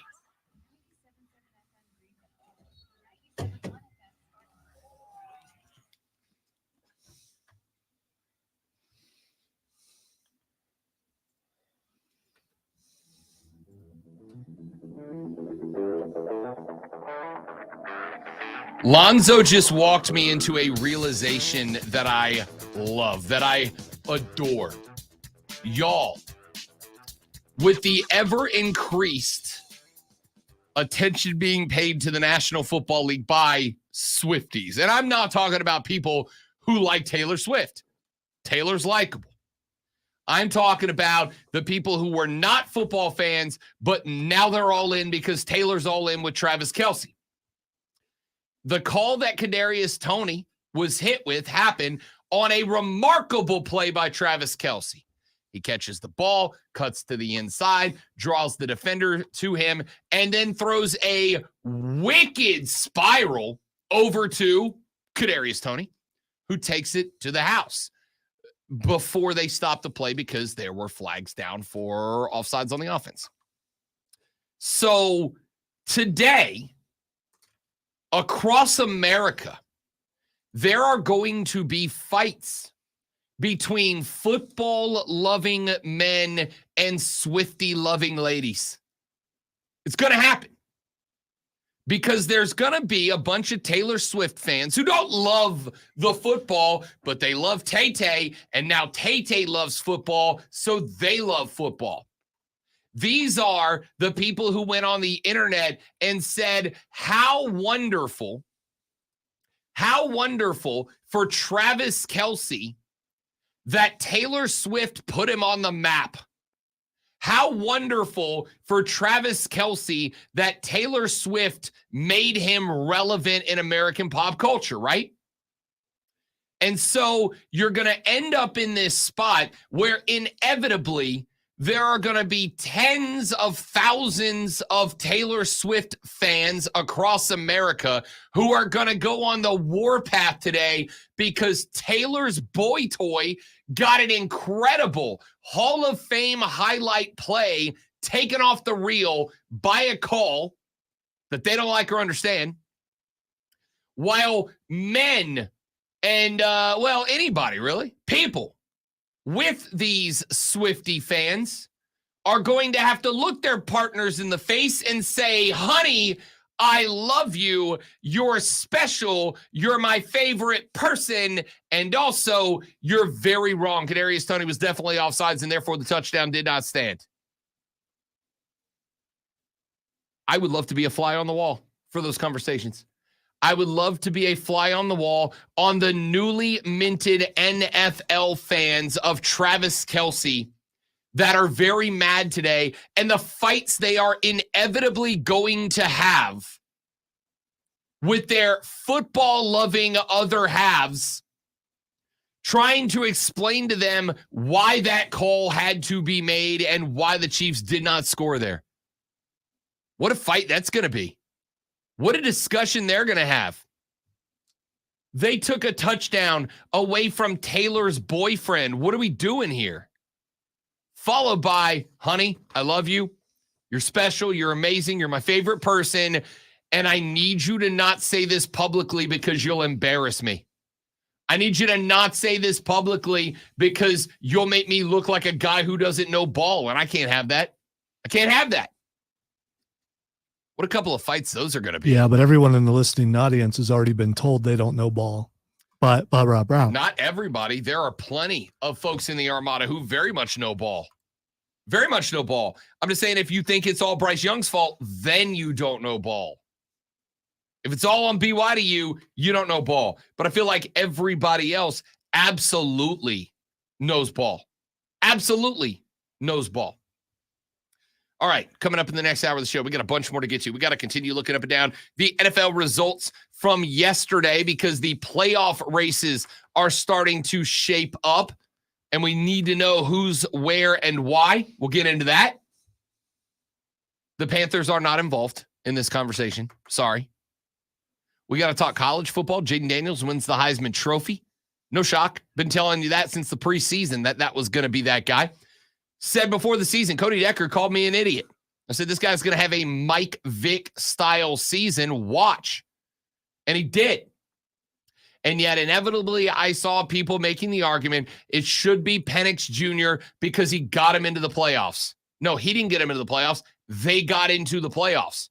He did a lot of the lifting, but they got into the playoffs. Jayden Daniels had one of the worst defenses in the SEC built around him, and yet still was putting up hard numbers. So we'll talk about that. We'll get into the Shohei Ohtani story. We got to talk MLS's Columbus wins the MLS Cup. But more importantly, we started getting season result numbers for the MLS in terms of dollars, in terms of attendance. And they are real good. And I'm going to pair that with another story that broke last week. The home of the next United States men's national team headquarters will be Marietta, Georgia. The Southeast is soccer country, dudes. We're going to talk about that in the next hour and a whole lot more. I'm very much looking forward to it, despite Lonzo about to sprain his neck, shaking no as if I'm wrong. Spoiler alert. Okay, what's that supposed to mean? So you're trying to say that my head is so big that when I shake it, I could sprain my. No, I am so offended. Your head no so vigorously. I'm concerned you're going to hurt yourself out of your soccer hatred.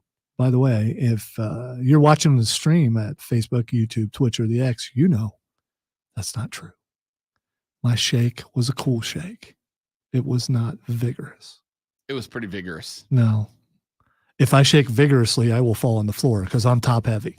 You know what else is vigorous?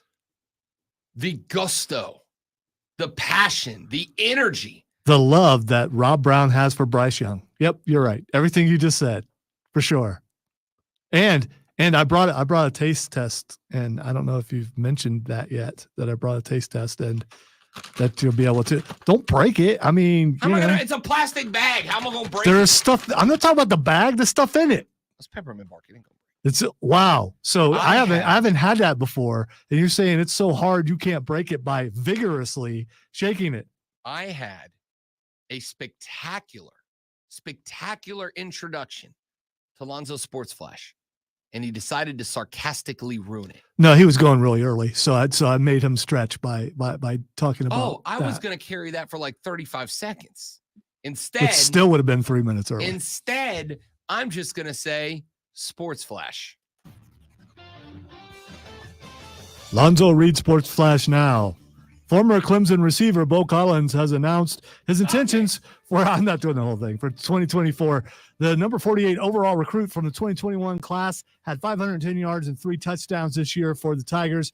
And next year will look to improve on those numbers as a member of the Notre Dame Fighting Irish. Texas quarterback C.J. Stroud has entered concussion protocol after his head hit the turf hard during a 30-6 loss to the Jets. Stroud, who entered the game as the league's passing yards leader, exited in the fourth quarter after a hit from defensive tackle Quinnen Williams.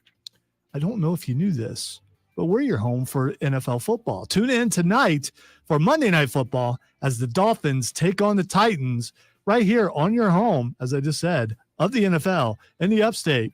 The Fan, upstate.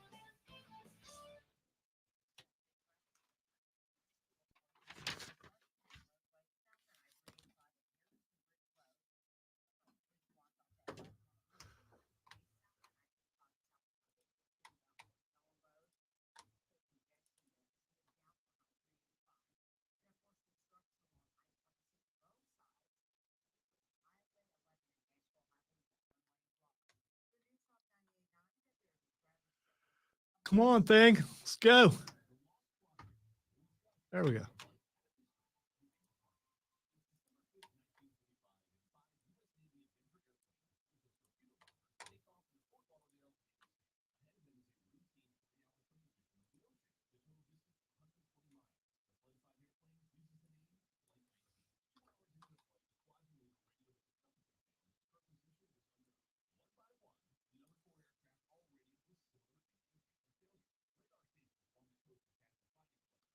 No, it's cadence, Steven. It's cadence. I didn't have enough time to do an entire story, so I switched my cadence up. It's like, where a song will have a key change or will change the tempo and then I'll go back after that. That's all it was.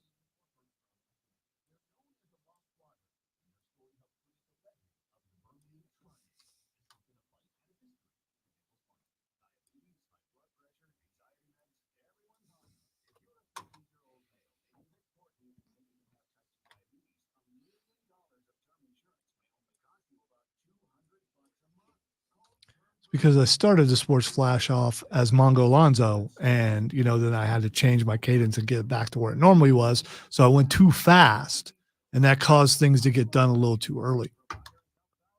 Way too much thought, but legitimate thought.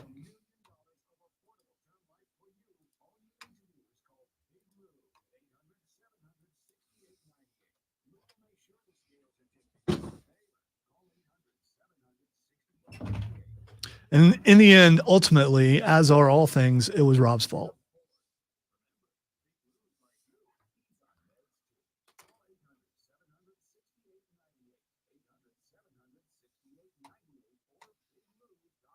But I won't get to blame Rob for like 2 weeks.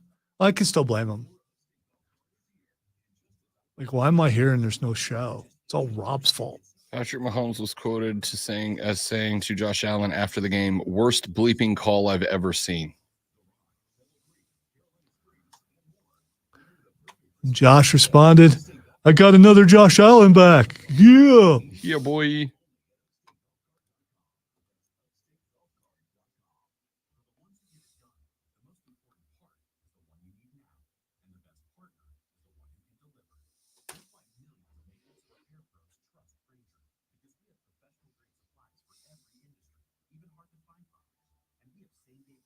You suck?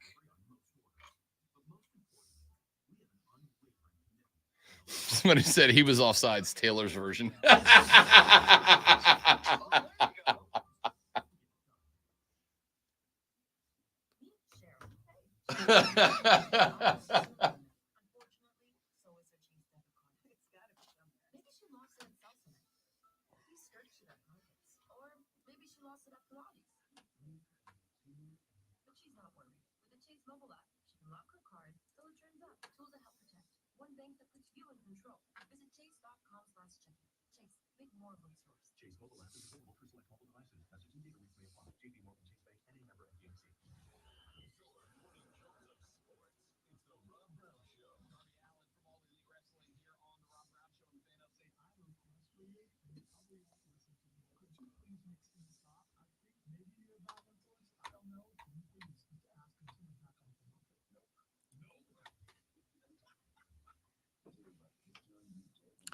My biggest concern is extending time off for several shows will cause people to panic. My other concern is that they won't panic.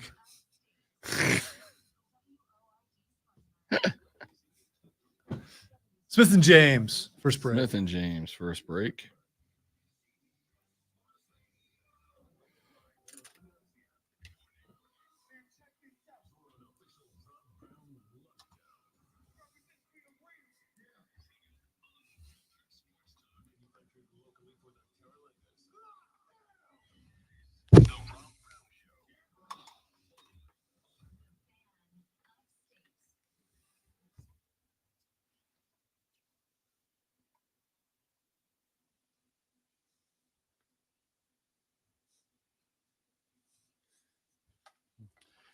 The third hour of the Rob Brown Show goes now. This is the Fan Upstate. Welcome back.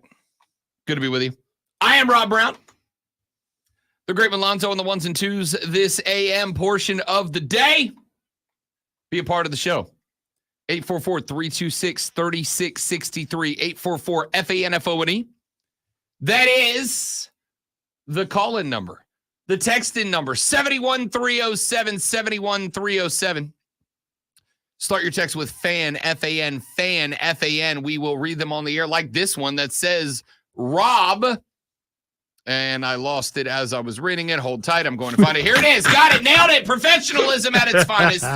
Rob, yesterday's attempt at the game of football by the Panthers was nothing short of the top to bottom incompetence. Missed tackles, drop balls, 4 completions and a half, need 10 yards. Let's throw Hail Marys and miss wide open touchdowns. That game made me physically sick. I turned it off after we went down 2 scores in a game where we were still somehow in it at the 4th. 0% hope. The end is near. Burn it all down. From UNC Chris. Chris, let me begin by saying that the Saints are bad. The Saints are bad, and that's... But they're not Panther bad. That's what you did because you're worse. You're worse. That's worse, dog. That's worse. That's bad. You're exactly right. What was the first thing I said this morning? I don't know, Chris, if you were listening to the show at 6 a.m. Like a reasonable adult, you should be up and at 'em at 6 a.m. I mean, who's not? I mean, up with this before the sun. Yeah. I done fed the chickens, milked the cows. 6 a.m. What y'all doing still in bed? Lazy people. So, I said when we opened the show, to me, that yes, Bryce Young's performance is lacking. I am not going to disagree. What? Of course it is. Wow. That's the most negative thing you've ever said about him. I've said that 100 times, dude. The frustrating part is the knowledge that you have, I have, we have no idea what Bryce Young actually is as an NFL quarterback.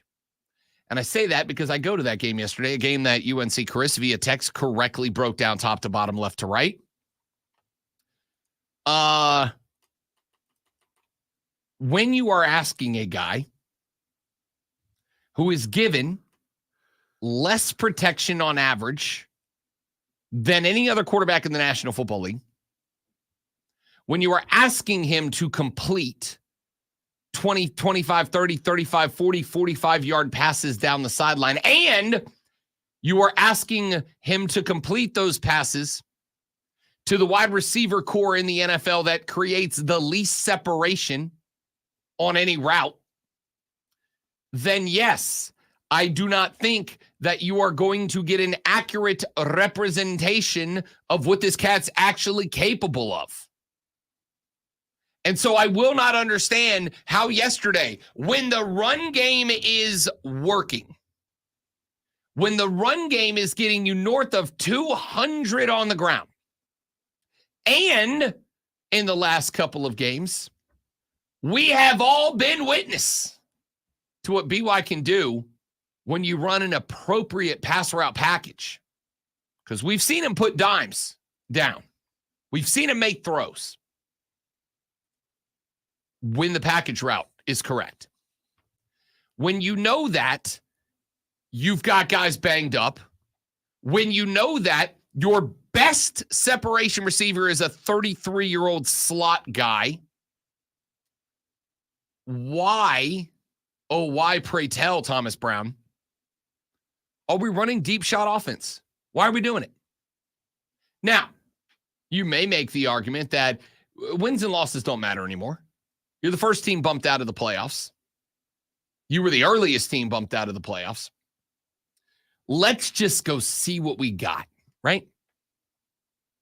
And especially, I think we all agree. We all agree the coaching staff's done at the end of the year, right? And that includes the coordinators. I think we all agree on that. Or that's what should happen. All right. That's what should happen. Okay. But this is Tepper, and we don't know that That's for correct. sure. Everyone in the building right now might be someone who says affirmative, sir. Quite a Whatever bit. you say, boss. Yes. And that could be a sure sign that they'll be back next year. We'll see. Maybe they'll bring someone in to coach the Panther way. I think that most of us agree that the coaching staff needs to be done. Needs to be done. It's got to go. And if that is the case, then Thomas Brown really may just be putting out resume tape, right? Maybe putting out resume tape. In just about every industry that is connected to entertainment. And yes, the National Football League is an entertainment industry. It is the biggest entertainment industry outside of Hollywood itself. As an entertainment industry, demo tapes, resume tapes are what get you jobs. Auditions get you jobs. When I wanted this gig, when I put in for this job, I sent in a resume and a multi-segment demo tape for the boss to listen and hear what an average day of broadcasting sounded like. And he still hired me. I know, wild. Thomas Brown may just be utilizing this offense to say, here's what my offense looks like. Yes, this is an unsuccessful version of it, but this is what my offense looks like. This is how it's schemed up. This is how it's drawn up. This is how we put the whole thing together. Look at my tape. Next job I'm going to get and see what I can bring to the table. Now imagine you put me with talented players. This will be successful. I think that's a possibility. Maybe even one talented player. Just a talented player. This day would be a start. So I think that might be, capital M might be exactly what's going on here, but we'll see. You had yesterday, for one reason or the next, an offense that was acting as if they were the damn Cincinnati Bengals. You had an offense that was acting as if they were the Dallas Cowboys with CeeDee Lamb and Brandon Cooks on the outside. You ain't got those cats, my guy. Stop. Run the offense that works. Gash them up the middle with Hubbard. Gash them up the middle with Sanders. Let your offensive line power run block. When it's time to throw the ball, throw the quick strikes. Throw the ends, throw the slants, throw the hitch, throw the curl, throw the flats. Stop trying to force it down the field. That's not helping anybody. Here's the problem. The problem is the coaches are putting out tape for their next job. They don't care. They know they're gone. Thomas Brown knows he's gone. His wife popped off on Instagram this weekend against all the haters out there. They know they're done. They know they're cooked. They know they're gone. And so developing Bryce Young, they don't care anymore. That is an unfortunate and unintended result of this team being as bad as it is. When Frank Reich was gone and it became evident, or at least you hope that it did, that the coaching staff of this team was not going to be around much longer. What's their reason for developing Bryce Young? What's the point? Why would they spend any more time developing Bryce Young? The answer is they wouldn't and they shouldn't. Why would they? Right? There's literally not just no benefit, but there's a negative benefit to that. If you're Thomas Brown and you get an offensive coordinator job, hell, you get any job on another NFC team next year, why would you want Bryce Young to be better? You would not. If you're Ejiro Evero, not that he's got hands-on controls of the offense, but if you're Evero and you're relatively sure you're going to be done at the end of this year, if you get another NFC job, either as a DC or an HC, because there's going to be teams that try him out for head coach. If you're going to get another job and you end up in the NFC, why would you want Bryce Young to be better? You wouldn't. Don't make your job tougher in the future for a job that is already toast now. You ever worked a job that you knew you were losing? I mean, like the boss came to you, was like, hey man, just letting you know, 6 months from now, your job's going to be eliminated. Do what you got to do. Yeah. Every job that I worked at in Ohio, like the last little bit, every place went out of business. So everyone were getting rid of the inventory, taking down the metal girders, all that kind of stuff. There's nothing more final than that when you're taking down all that stuff inside of a building. There's nothing. And I've been there. I worked in public relations for a year. I had a boss come to me. He said, hey, look, here's the deal. This client is not going to be staying on past the end of the year. And unfortunately, because I had I was on a team that worked for one major client, one big client. They said, unfortunately, because your job is directly connected to that and that client is moving on, you're not going to have a job in 6 months. Now, we're giving you this heads up because we like you and we want you to have time to be able to find your next job. And do you know what I did for 6 months? I half-assed everything for that client, and I spent the rest of my time finding a new job, right? If I'm Thomas Brown, that's what I'm doing. When I worked that job, I would go in 8 to 5. I would do the bare minimum for that client. And the rest of the time, I was putting together demo tapes and reels and filming stuff and going to sporting events and trying to get myself back into this industry from the break that I took from it, because that's what you got to do in that spot. And I think that's what you're getting out of the I coordinator. was going to say, after what I saw yesterday, mission accomplished. Way to go. Way to go, dude. Yeah. So again, I just, the biggest problem that you're going to have here, I despise it. I hate it. It makes me feel sick to my guts. The biggest problem you're going to have here is that the coordinators know that they are gone. And if the coordinators know that they are gone, why in the world would they work hard to make this team better? They wouldn't, they couldn't, they shouldn't. There's no reason to. So not only is this a bad look for the team, but on top of this being a bad look for the team, this is also a spot where you have prevented any further growth for the team this year. This team is stagnant. They will not win another football game. They will not improve. You know what this is? This is, and again, I hope the situation turns out to be similar. But this is, to me, the exact same situation that Jacksonville had with Urban Meyer and Trev's rookie year. Exactly the same. You had a head coach that moved on. Therefore, every coordinator and assistant coach in the game knew that at the end of the year, they would be dismissed from their duty. And so what did the Jags do that year? They melted down. I think they had 1 or 2 more wins. They melted down entirely. It was trash. It was bad. Now, the difference here is that while I am intrigued by the future of that team under Shad Khan, because I've told you, I think that team's moving to London, and I think it's probably in the next half a decade. While I think that team's moving to London, I will say this about Shad Khan. He cares that the team is good. It's an investment that he knows only pays off if the team is good. I think Shad Khan cares. He is putting effort into making this team good. And while they did not necessarily show it yesterday against Cleveland, that effort is paying off slowly but surely. His first year, Trevor Lawrence, was a waste. He did not improve. He did not get better. He was just kind of that guy start to finish. And then in the second year, they made a good head coach hiring. They made good hires across the offensive coordinator position, across the offensive assistant coaching position. And wouldn't you know it, a couple of years later, Trevor Lawrence has got this team in playoff contention.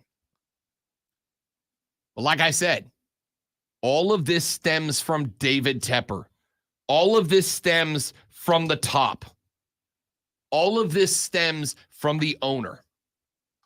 And so if you're Carolina, you now have to look and realize as you watch the end of this taking place,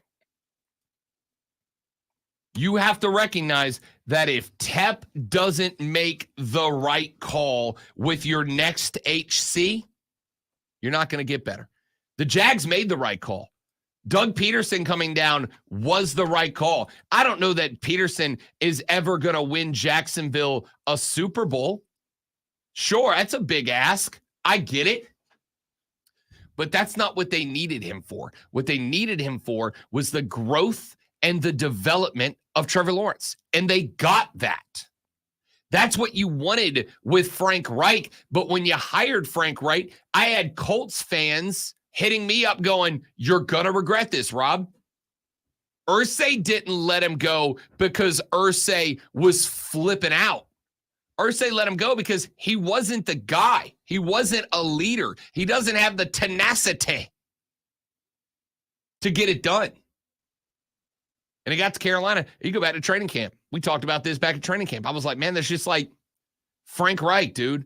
I look at him walking around and like he just doesn't. I'm sorry. I know that you should not judge a book by its cover, but he does not look like a football coach. He does not look like a guy that has the temperament, does not look like a guy that should have the leadership. He doesn't look like a guy that walks into a room and the team goes, everybody hush, coach has got something to say. He looks like a guy that walks up to his players and goes, "Hey, I'm having a barbecue this weekend. Would you like to come by? Bring the potato salad." And I think that's what played out. So you have a rudderless team, a directionless team with a bunch of coaches that all know they're canned at the end of the year. And because they are all canned at the end of the year, they've got no reason to make this team any better next year. And if this team doesn't hit the right HC in the offseason, next season will be worse. You may lose, you may win another extra game or two. You may get to 3 or 4, but let's be real. What the hell's the difference between 1-3 or 1-4? Not much. Not much. Texas said, we need to hire Urban Meyer. Hear me out. If we scorch the entire franchise down to 100% nothing, we're only at 99% currently, then we luck into a good coach while also filing a restraining order against Tepper. Then with the right amount of prayer, we can win 8 games. Signed, Chris. Good effort, Chris. Good effort. All right, let's run to a break. When we come back here in just a minute, I'm not even going to tell you. Stick around. It's a segment that's going to drive Alonzo up a wall. And I can't wait to do it. Yeah, like you teasing and the non-teasing drives me up the. I mean, you're not following protocol, Rob Brown. Hot as fish grease, bro. I could have just played it instead of saying it, but where's the fun in that? Back after this on the Rob Brown Show with the Fan Upstate. Smith and Jake. All right, guys, one more live read right here. Stay right there. We will be right back.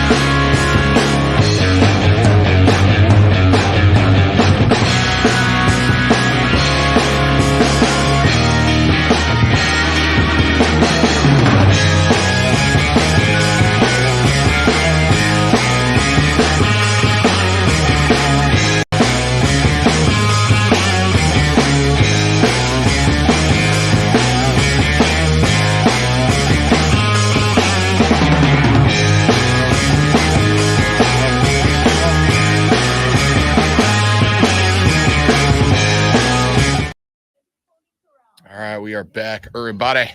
James, good morning, buddy. Welcome in. Every team that I had a mild interest in lost yesterday. Rough day, dudes. Me too.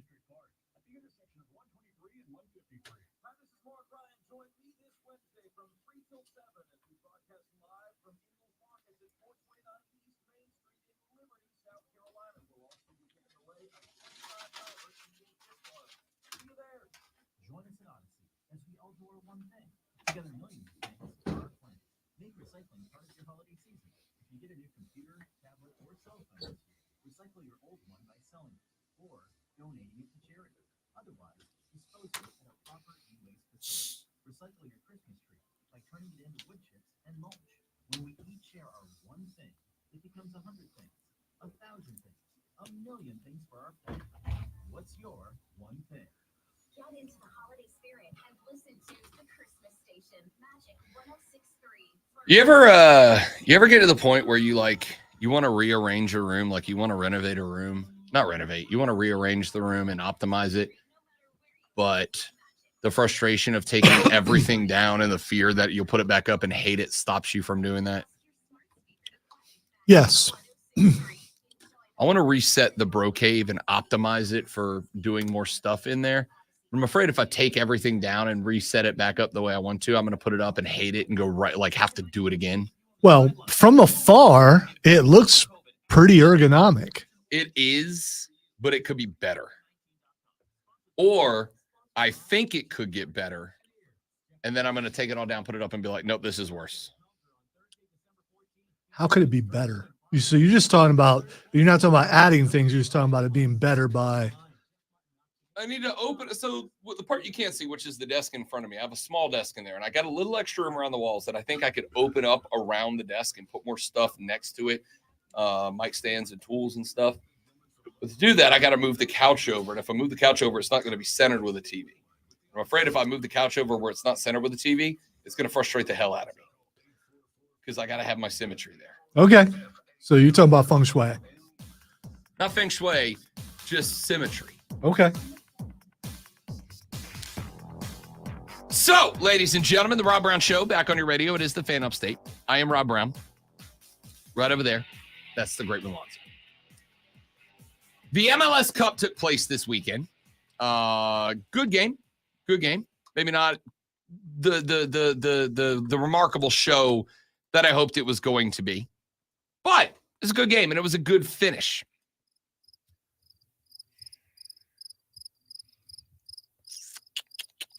So there's Lonzo. Anyway, Columbus gets the dub. I was going to say the right team won. They know. You don't care. No, you don't get to care. You don't get to claim credit for Columbus, Ohio, when you don't care. Soccer's boring. You hate it. It's a curse. It's a pox upon the station. Are you the arbiter of soccer? Yes, in this case. You don't get to go, soccer sucks, soccer sucks, soccer sucks. My team won, yay! I don't recall ever saying soccer sucks. I don't. You say it all the time. You just played crickets before I even said anything about it. It's too many S's. Those don't translate well. Football! Football. So, Don Garber is the commissioner of Major League Soccer. And after the game was over, he gave a press conference and he talked about what he considered a, quote, transformational year for our league, end quote. And he addressed some of the very impressive things that MLS accomplished this year. He talked about, obviously, Leo Messi making the move to Inter Miami and the amount of attention that drummed up, not just nationally, but internationally as well. Wait, you missed your opportunity? You didn't play it?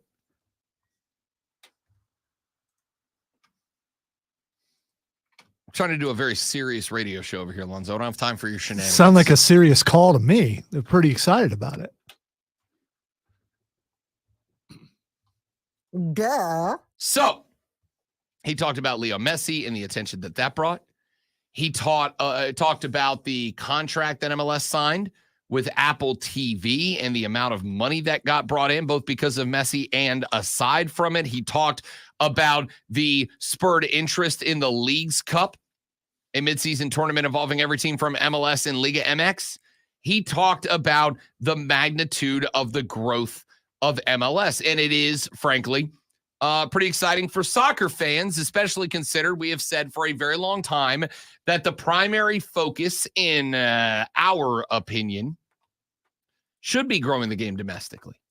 It should be growing the game to where MLS is no longer a reserve league for the elite of Europe after they have reached their prime, the elite of South America, the elite of Asia after they have reached their prime. But while they are in it, instead bringing them to America and elevating MLS to the next level, to the point that it is up there with the greatest leagues around the world. Now, do I ever think it's going to get to be the Premier League? Probably not in terms of prestige. And if it does, it's a number of years off in the distant future. But I would also point out that due to the sheer size of this country, as opposed to the English Premier League, you could still theoretically end up with more viewers if the sport grows and catches on. But I think part of it has got to be not being afraid to go into markets that are not traditionally considered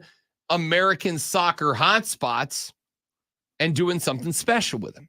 Which brings us to story number 2. U.S. Soccer last week announced that they were making a move. The U.S. headquarters was going to find a new home, and they walked and they walked and they walked around America. Not walked, it's a metaphor, trying to find where it was that they were going to base soccer. And there was a lot of speculation that it would be in one of those hotbeds. There was speculation that it could end up in a Columbus, Ohio, a Portland, Oregon, an Austin, Texas. And they said, look, we want to find a couple of different things. We want to find a place that is regionally central, somewhere that people from around a soccer-loving region can travel here for different events and experiences. We want to find somewhere, because this is going to be the training site of U.S. Soccer, we want to find somewhere that has got a good environment. It's got a good climate. We want to find somewhere that there is a mix of all of these different variables, and that is where we will put Team USA's training organization. And where did they do it? Georgia. Marietta, Georgia, to be specific. Marietta, Georgia, not terribly far away from Atlanta. Why Atlanta, you might ask? Well, obviously, the success and growth of Atlanta United has been a lot of fun to watch. And then you pair in that, because of their success, we now have Charlotte FC right up the road. The Queen City Collective doing good work up there. So you've got all these different things all playing into the Southeast becoming kind of a hub of soccer. You add in Leo Messi, selected Inter Miami. Orlando FC made the playoffs this year. Charlotte FC made the playoffs this year. The Southeast has become a soccer territory, and that is a major part of the reason I believe that Team USA Soccer elected to put their new headquarters and their new primary training facility in Marietta, Georgia. If you would have told me 10 years ago that the home of U.S. Soccer was going to be Georgia, not Atlanta, but just Georgia as a whole, I would have called you certifiably insane. But that's not what happened. They did pick Georgia. They picked Marietta, Georgia. Why? Because it's equidistant. Nah, it's not exactly, but you get it. To Miami, a soccer hub, to Orlando, a rising soccer city, to Charlotte, a rising soccer city, to Atlanta, a soccer city. You don't have to like it. But the reality here is, let's be honest, regardless of how we feel about the MLS, and Joey B just hit nail on the head, MLS cares about making money, not growing the game or improving the league. Their salary rules and stars and scrubs roster composition keeps the league thoroughly mid. Garber is a clown. All right. I was hoping you would throw this up there. So stars and scrubs. So what? They pick like one guy and then they put a bunch of people of a whole lot lesser talent around it? More along the lines of the best players in the world don't have a reason to play in MLS right now. They go to La Liga. They go to Premier League. They go to Serie A. They go to these big leagues, Bundesliga, around the world on other continents. And so what you end up with here in America is every team has a Leo Messi, and then they have a bunch of guys that are good at soccer, but they're not go play in Europe good. You get a bunch of guys who are good at soccer, but they're not go play in England or France or Spain or Germany or Portugal good. You end up with a bunch of guys who are real close, but just not quite there, because if they were there, they'd get called and they would have a reason to go across the pond, because in England, in France, in Spain, and Germany, the impetus is not to make the league money. The impetus is for the league to thrive. The impetus is not to make the players money. It is to make the league money in America. And there's a difference. So right now in England, you got guys who are making tons of money to play in a lot of different places for a lot of different teams. And in America, it's like, yeah, the goal is to make Columbus Crew money. It's to make Orlando FC money. It's to make Atlanta United money. It's to make Charlotte FC money. It is not to make the guys money. And so the best players in the world don't go, let me go to America where I'm going to make half as much as I played as I'd make if I played in the EPL, right? Let me go there instead. And you end up with the result of the MLS that we have. At some point, you don't have to like it, but if the MLS wants to grow to be the EPL or La Liga or Bundesliga or Serie A or whatever else, they're going to have to get to the point where the game is more important than the profit. And unfortunately, welcome to America, the game is always, this is the Tepper problem. The game is always centered around profit first. The game is always centered around profit first. Even when a team builds for a chip, like the Dodgers are doing right now. Shohei Ohtani is making $700 million, not just because he's the best baseball player ever to walk the face of this planet, but also because they're going to sell $1 billion in merch over that same period. Japan's already losing its mind. You know how many people are going to fly from Japan to LA to come watch Shohei Ohtani play? 1 billion of them. They're going to make that money back because the model here is profit over sporting success. And it's not that way when it comes to soccer leagues on the other side of the pond. That's why we're coming from behind. But I will say, to have the USSF, the United States Soccer Federation, to have the USSF throw their weight into Georgia tells me that, like it or not, and I don't particularly care if you don't, like it or not, the Southeast is rapidly becoming soccer country. Oh, by the way, do you know what happens tonight in the land of soccer? The Clemson Tigers and the Notre Dame Fighting Irish are playing for the men's soccer national championship.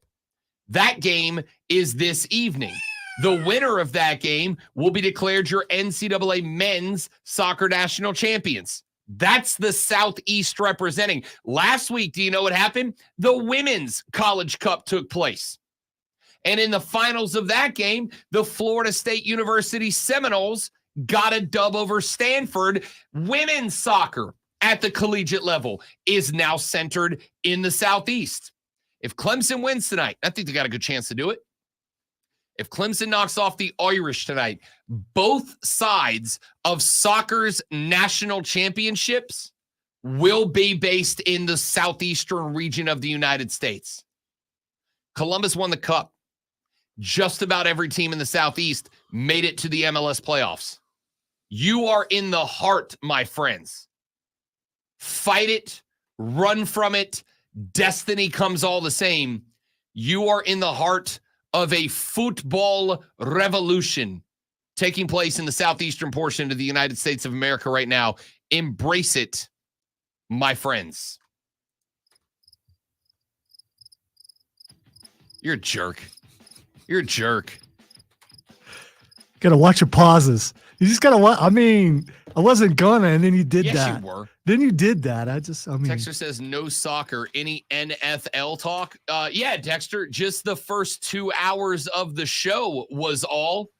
That's all the NFL we got time for, the first entire 2 hours. Yeah, but people are in their cars now. They're heading to work and they, TheFanUpstate.com. Go to the podcast section, drop it down, click on the Rob Brown Show. Lonzo loads every hour of the show within minutes of its conclusion. So if you missed our NFL talk, you can go there and listen to the first 2 hours. And if you missed our NFL talk, then don't worry. We got more coming up because we got to start breaking down playoff pictures, and we're doing all that and more coming up on the Rob Brown Show. Ladies and gentlemen, boys and girls, this is the Fan Upstate.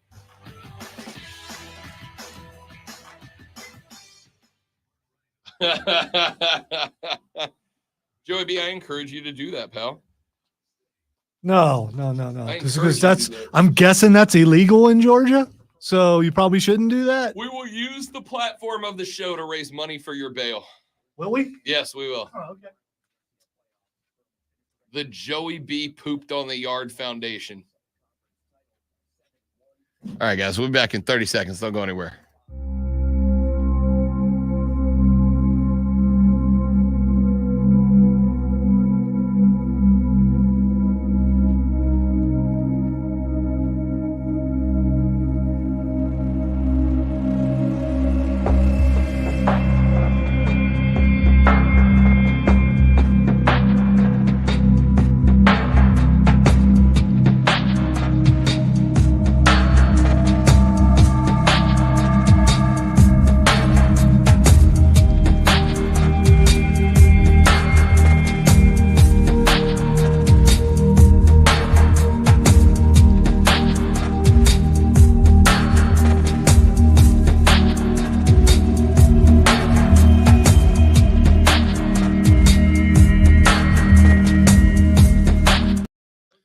All right, thanks for hanging out, y'all.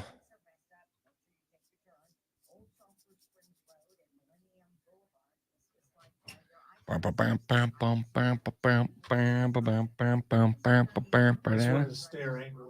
Rex Ryan? Oh, okay, that's fair. Stay on sides, Kadarius.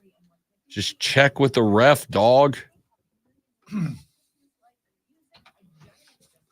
Although I do know what happened to D Ford the next year. So I'm pretty sure Kadarius Toney's gone. Yeah. They just need to get rid of some other people. Yeah. Can we get a receiver in the draft? I don't know.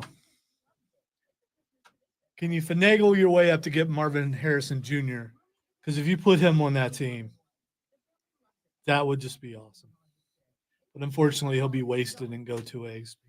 Actually, he may go to Chicago. Well, he's a Buckeye. You know what team's going to try to land him? New Orleans. The New Orleans Buckeyes. Oh, him and Olave? You wouldn't like that? Oh, I would love that. You kidding Maybe you me? don't have anyone to throw it to him, but, I mean, you know. Carr make it another year.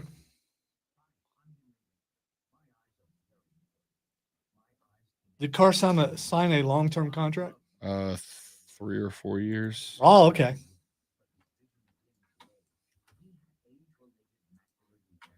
Chris Lewis said, I thought Zoe was friendly. This soccer negativity is like a personal affront.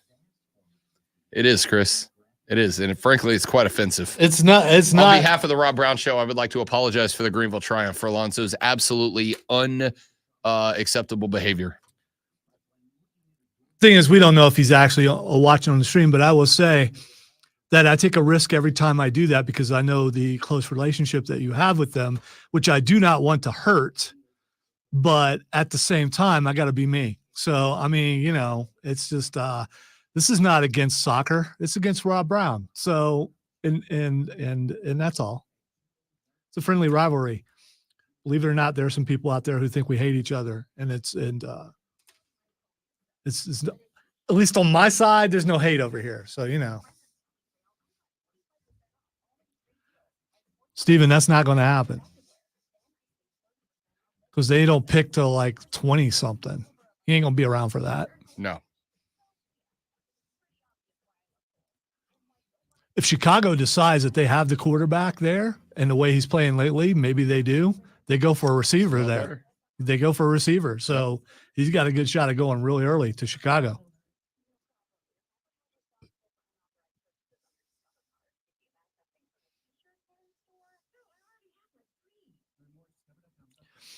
If I really, really don't like something, I just don't talk at all. I'll just sit over here and find something else to do. Like play cricket noises. That's finding something to do. It was productive. It was making use of a toy. A creative tool given to us by the wonderful people in charge.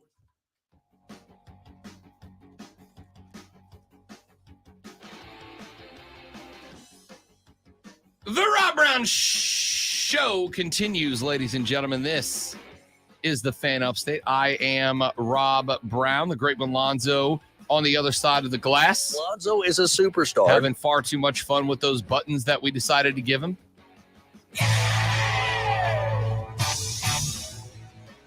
Just remember, you can lose and go to a natty. You can cheat and go to a natty. Just don't get hurt. But that's another segment for another time. Let us. Wow, but that's only 2 mentions, and we're finishing up our 3rd hour, I think. I have no idea how time works, but I think so. So that's not bad. I got to tell you, I am going to be insufferable when we come back January 2nd. You know that? Because we're going roll tide.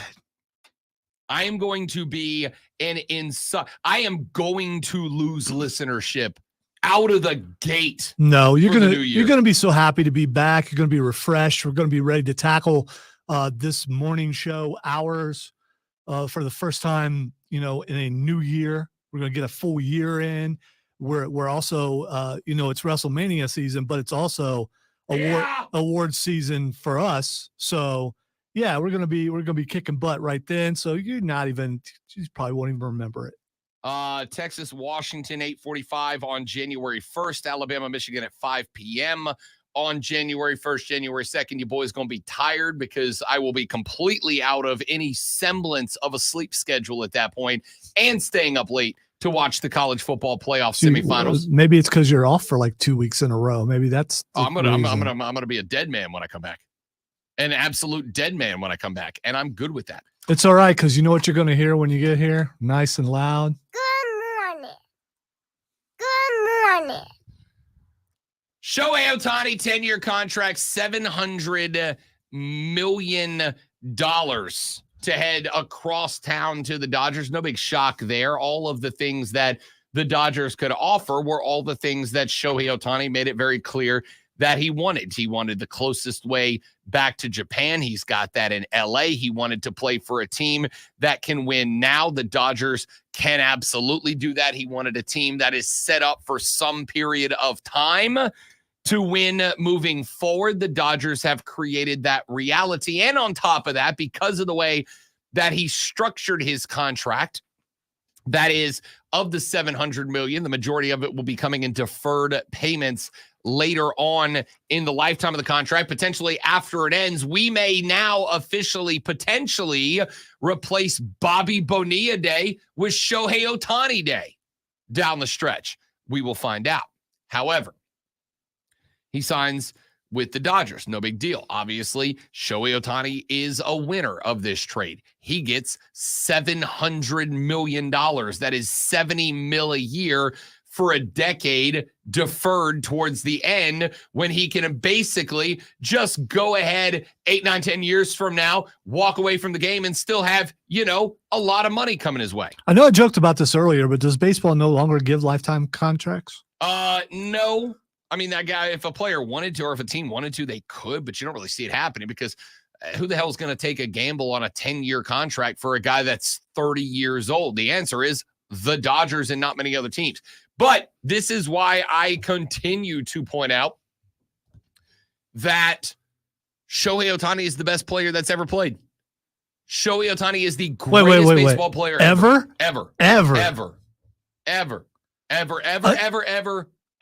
Before him, who would you have said that about? Ted Williams, maybe? Wow. Yeah, Ted Williams probably in that discussion. I mean, you're going to hear a lot of people that tell you the great Bambino's in that discussion. And he's in the discussion, but he's nowhere close to the top of the list. Hey, always root for the sturdy. But Shohei Ohtani is him, dude. He is the greatest baseball player to ever do it. That's why he's getting paid this much, and that's why he's got a decade-long contract. The Dodgers are obviously winners. They have been saving up for Ohtani the entire offseason. They are in the running for other free agents at this point, and let's be real, getting the opportunity to play alongside the greatest of all time so far is a really attractive sales pitch to free agents. I would not be shocked to see more names show up. Other free agents are winners in this trade. The dam is broken. The floodwaters, in this case, paper and green, is flowing. This contract has reset a market. You've got Yoshinobu Yamamoto from Japan. who is likely going to be getting a fat contract from the Yankees. You're going to get Blake Snell, Cody Bellinger are available out there. They will be making a lot more money. The bar has been raised. The contracts have been upped. And this is going to be real interesting to see what comes next. I'll give you another group of winners. Two-way position players, pitchers, and fielders. You don't see a lot of them anymore. Shohei Ohtani is, I don't want to call him a unicorn, but he kind of is, right? The ability for a player to be a great pitcher and a great batter is incredibly valuable. And I think down the future, you're going to start seeing Major League Baseball pivot back to trying to find them. Over the past handful of years, you have really seen a decline in efforts to develop two-way players because more often than not, two-way players have failed. You know, that's why there's very few of them. That's not to say that there are none of them available. It's just that putting a lot of energy, money, and effort into developing a two-way player when the overwhelming majority of them never make it to MLB levels of production stinks. Well, if you're a team now and you're looking at Shohei Ohtani, what this guy can do, you might be a little interested in trying to find the next Shohei Ohtani. And I feel like that's very interesting. But there's losers in this deal too. The LA Angels. I mean, they were losers already, right? They're one of like three teams in America that I'm openly aggressive towards. The Atlanta Falcons, the LA Angels, the Dallas Cowboys. That's pretty much the list, right? The Angels lose because not only are you watching the greatest player of all time walk away from your team in return for nothing at all. You get nothing out of this deal. But where's he going? 20 miles away. He's literally in your neighborhood. He's right next door. It is one thing for your ex to look you in the face and go, "You're not good enough for me. I am out." It's another thing for your ex to say, "You're not good enough for me. I am out," and start doing your neighbor. And you got to watch her come and go every day. You got to watch her park that car in the driveway and go inside and hang out and then leave. Oh, that stings. Freaking beef. That stings, right? The Angels got to do that. And oh, by the way, if you're Mike Trout, you want out now, don't you? Don't you want out now? You got to go out. You spent for a number of years, arguably the most fearsome top of the order duo in baseball history. You got nothing to show for it. And if you are Mike Trout, I can't imagine wanting to stay there. This Angels roster is now, once again, hot garbage. Speaking of, you know who I feel real bad for? Ron Washington. Ron just left the Bravos to take the HC job out there in Los Angeles. I think Ron might have thought, hey, maybe there's a chance we can talk Shohei into staying. I'm a player's coach. Everybody loves me. Maybe I can stick this guy around a couple extra years. Nope. You're gone, and now you got to coach against him when he's right across town in L.A. That sucks. By the way, I'd also like to send my most sincere condolences to the Giants, Padres, Diamondbacks, and Rockies because he's in your division now. Woof. Woof. Actually, you know what? I say condolences to the Giants, Padres, Diamondbacks, and Rockies, the rest of the NL West that has to compete with Shohei directly. I really should send my condolences to every other Major League Baseball franchise. Now, let's be very clear. This is not a guaranteed dub for the Dodgers. Not a guaranteed dub. So how many championships has Ohtani won? 0. Okay. All right. In fact, 0 playoff games has he won. But that is the fault of Artie Moreno and the Los Angeles Angels. Listen, you think David Tepper's bad? Artie Moreno will openly look his fans in the face and go, I don't care if we win, I want profit. He is the worst. The worst. The worst. He sucks. I can't stand him. Right? Probably so he's the Bryce Young of the... No, he's the David Tepper, but worse of MLB. I just saw a thing that says Bryce Young's passer rating is 6.2. Yeah, mine would be 2 behind that offensive line. All right, in Madden, it would be 6 point out of 100. Okay, I'm not doing Bryce Young anymore today. We've done Bryce Young. So the Dodgers get Shohei Ohtani. Here's the risk. I'll go ahead and end it on the positive note for everybody else. Shohei Ohtani has already had 2 surgeries on his pitching elbow. There is not only no guarantee, there's a very good chance Shohei Ohtani's never the same pitcher again. He's still going to be an incredible batter, but there is the chance he is never the same pitcher again, in which case they are paying $70 million a year for a decade to a guy who just plays DH.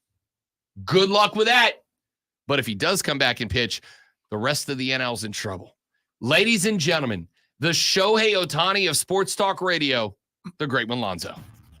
He's going to be mad at me for this, but let me talk football. Former Clemson receiver Bo Collins has announced his intentions for 2024. The number 48 overall recruit from the 2021 class had 510 yards and 3 touchdowns this year for the Tigers. And next year, we'll look to improve on those numbers as a member of the mighty Notre Dame Fighting Irish. Carolina added another loss to their resume yesterday as Bryce Young seems to regress every week. Bryce threw for only 137 yards and no touchdowns, and the ground caught more passes than any Panther receiver. Carolina was able to put 204 yards rushing, though, and Derek Carr threw for 2 touchdowns in the victory. A wild day yesterday in the NFL was capped with the preseason favorite getting blown out. Cowboys beat the Eagles 33-13. Tune in tonight to Monday Night Football as the Dolphins take on the Titans.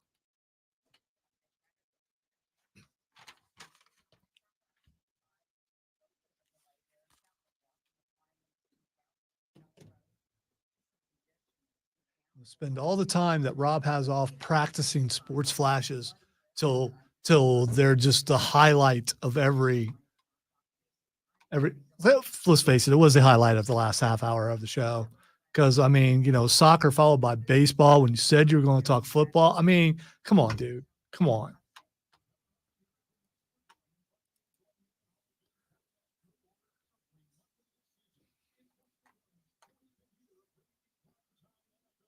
I mean, are we in the Northeast or what? God, I thought we were in the Southeast. So, you know. He tells me he has a mole who tells him everything that I say. So I'm mole testing right now.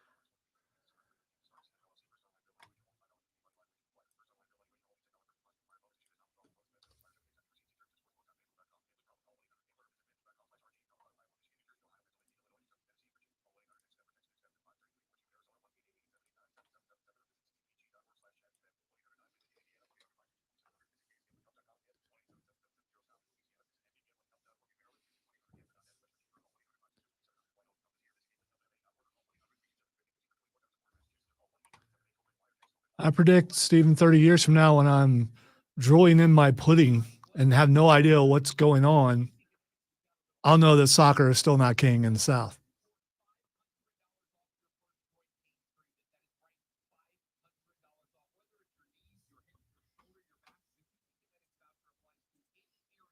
But you guys are into it, and that's awesome.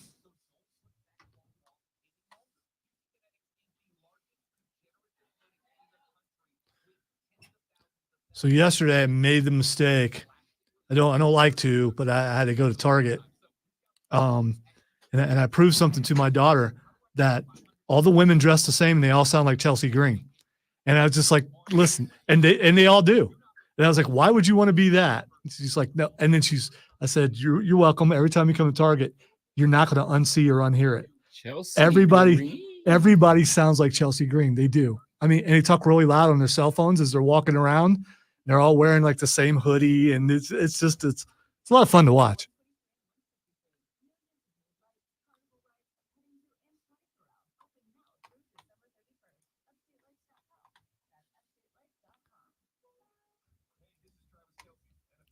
And I do realize, Rob, that you shop at Target. but that's, you know, I am not a Target That's- guy. that's- I am a go to Target when the lady wants to go to Target guy. does she notice that everybody sounds the same? Because I don't know. Because she doesn't sound like that. She does if we go in the Target. Does she? I feel like that's also she it's a she there's like conforms Target's for the like moment. Target is Target has a like a Stargate portal to basic as It's their front door. it's so weird. I mean, how do managers survive at Target? I don't know. Can I talk to your manager? There's like a line wanting to talk to the manager.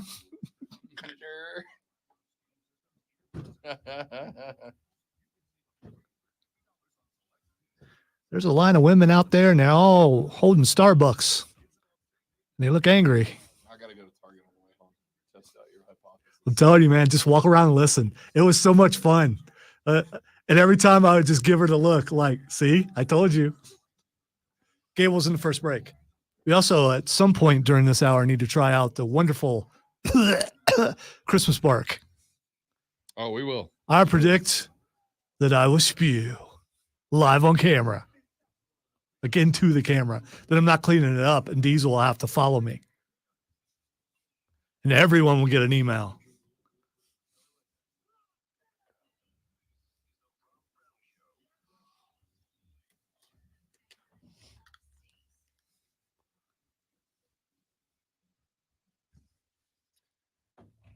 You know, we have had a fight on this show recently. The fight has been Wait. So you and I have had a disagreement. a fight, a debate, a discussion, ongoing. Let me get my hand stuck in there like the Pringles can.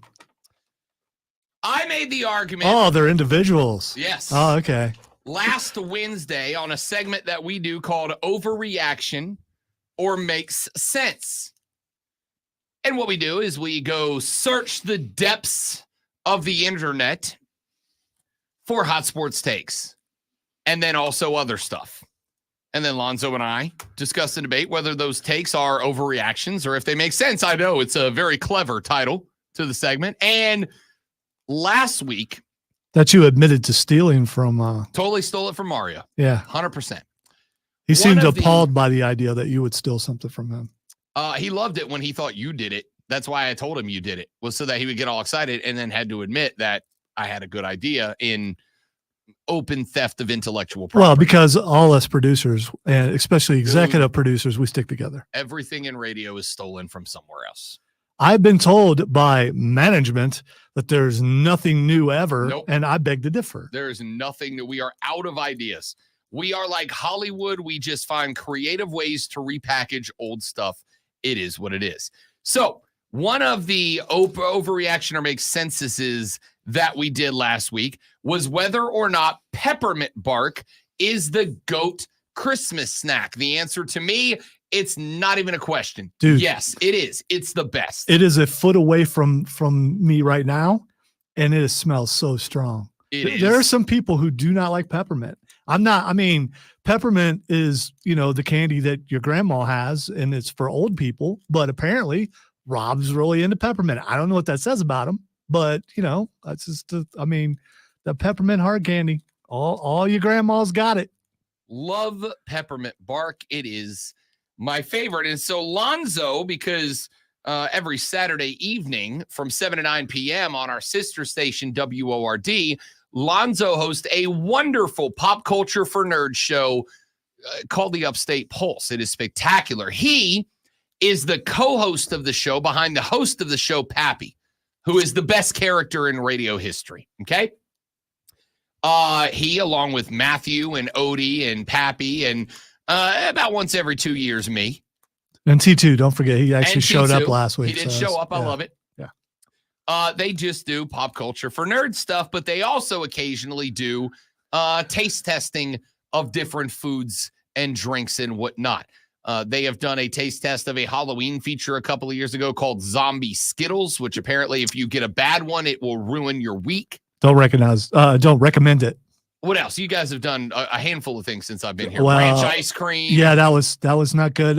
We've done Lucky Charms milkshakes. There you go. Which was not. No, it's Cheetos stuff at KFC.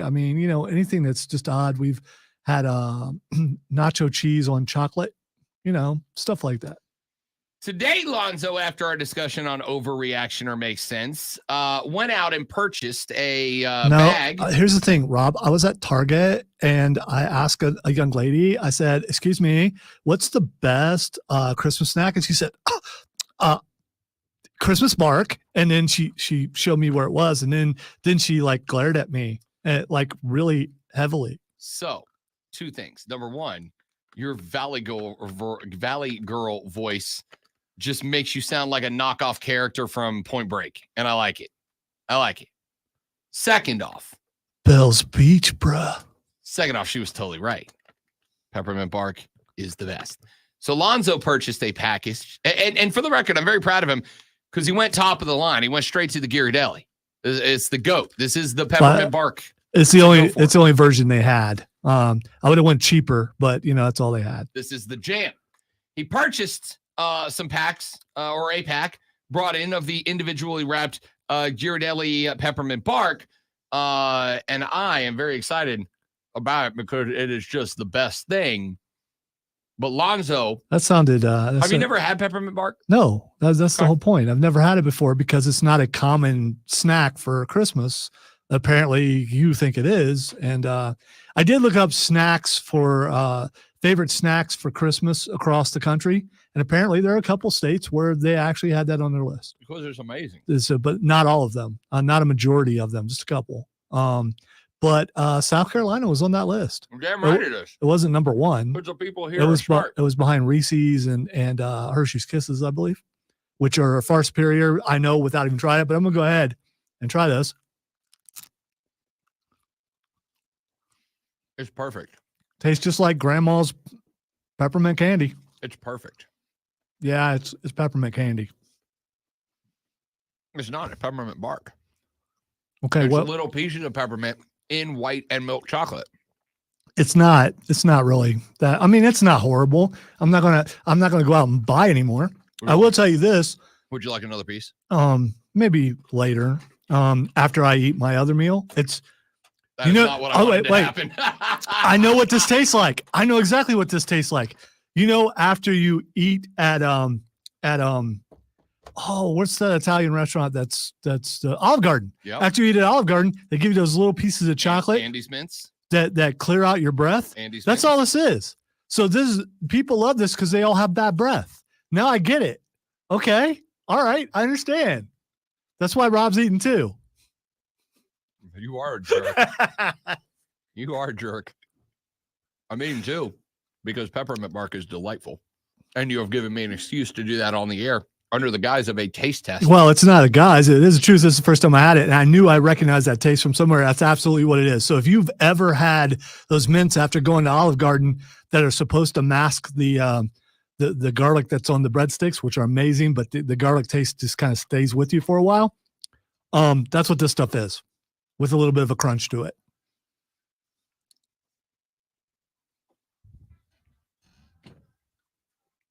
Oh, it's so delicious. It's delightful. Yeah, good luck drinking your drink now after that, though.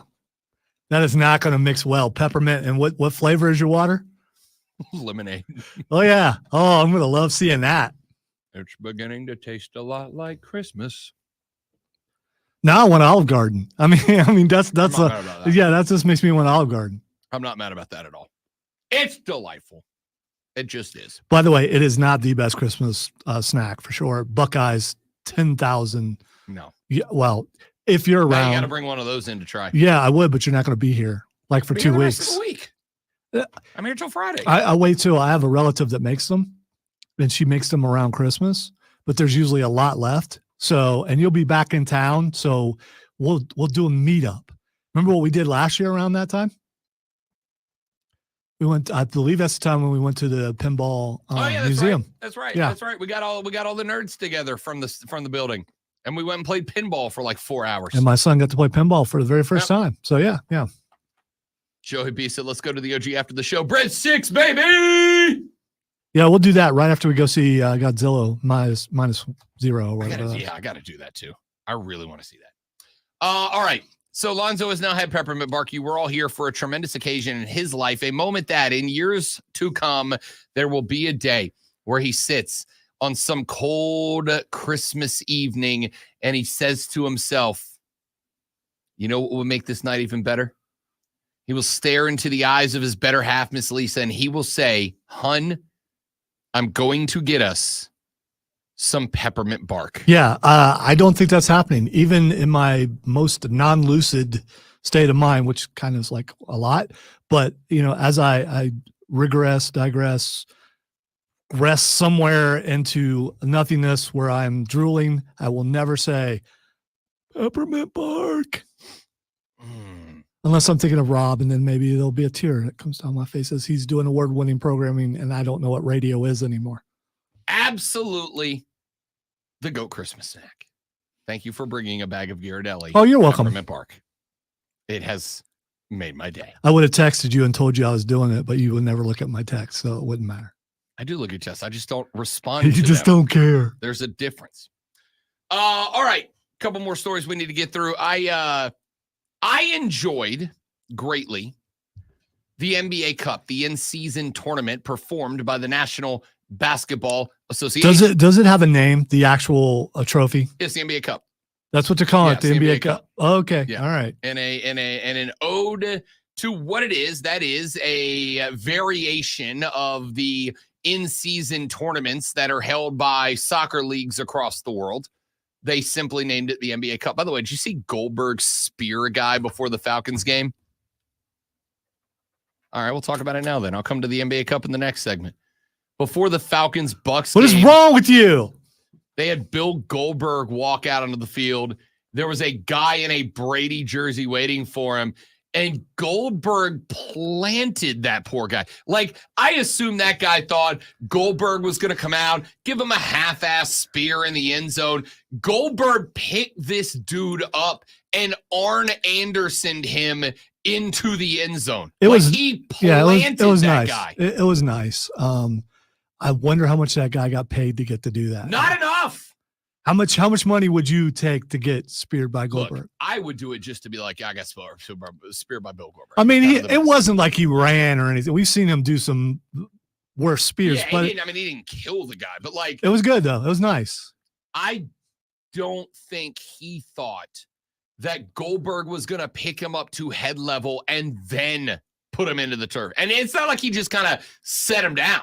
Like, he put him in he hit him with the spine buster. See, he's an older Goldberg, but he's still Goldberg. He doesn't do anything halfway. It's just all intensity. That's what Imagine it you're is. going into that marketing meeting, right? You sit down, you get 4th, 5th, 6th game on the job, kid out of college, making his way in the world, got a job with an NBA team or with an NFL team, not a good one, but an NFL team nonetheless. And they're like, all right, guys, here's what we got. We like to trot out celebrities. We had Ludacris come down from the rafters before the New Orleans game. So we had a guy who worked here, who now works for the Panthers. So I'm just imagining, his name is Matt. I'm just imagining him going, yeah, I'll do it. Sitting in that room, you're going through the script, before pregame, everybody in the organization gets a script and it says, here's the marks. And when we get to this media timeout, we're going to play this game. And over here, we're going to go to the host and he's going to hype this thing. And down here, we're going to talk about this merch that we're pushing or whatever. Imagine being the guy and you're sitting there and the head of game day operations walks over and tosses a Tom Brady jersey onto your shoulder. You're like, what's this for, boss? Am I going to go on one of the fake kiss cams? Are you going to have the mascot hit me in the face with a pie? Are you going to put me on the Jumbotron so that Falcons fans can boo the one guy in the Brady jersey? No. What we need you to do is welcome Bill Goldberg to the field. Oh, that's awesome. Goldberg, even if you weren't a wrestling fan, Goldberg in his day was everywhere in the late 90s. He was all the places. That's a household name. I am happy to welcome Bill Goldberg to the field. But why do I need to wear a Tom Brady jersey to do it? You'll see. Wait a minute. Nope. Head on down, meet him in the north end zone, northeast corner. He'll be out in 5 minutes. Right, but what are we going to do? Just go say hi to Bill Goldberg. And then some poor college dude is going to take a half spear, half spine buster. And by the way, if you've never walked on one of those AstroTurf NFL fields, they're hard. They're concrete with a layer of AstroTurf on top. They suck. On behalf of a good portion of America, I wish it was the real Tom Brady that he did that too. But, just any quarterback who throws temper tantrums on the sideline, any quarterback slamming helmets. No, the guy who set the cussing out standard. referees. The guy who set the standard. Patrick Mahomes dropped an F-bomb on Josh Allen. Yeah, it's just unacceptable. He did that in the quarterback Embarrassing. Documentary too. Who would behave that way? I, for one, would be ashamed if he was my quarterback. Ashamed! But instead, you have Derek Carr. So there's that. Let's take a break. When we come back, NBA Cup, NFL playoffs, Twitter trending topics. We call it a day. I am Rob Brown, the great ones on the ones and twos. You're listening to the Rob Brown Show. You're listening to the Fan Upstate. Cables. All right, guys, one more live read, then we're coming right back. Don't go anywhere.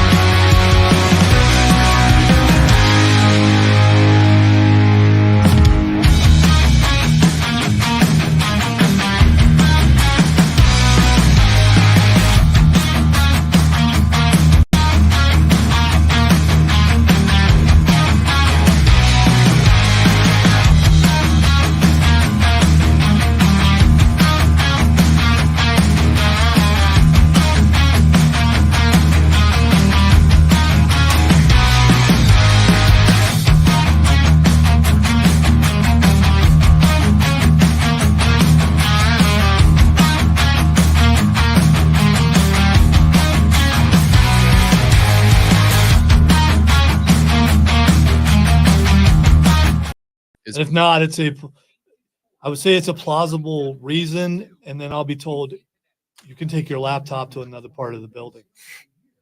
You know what? So could you. You should leave before that that thing is given to you. Yeah.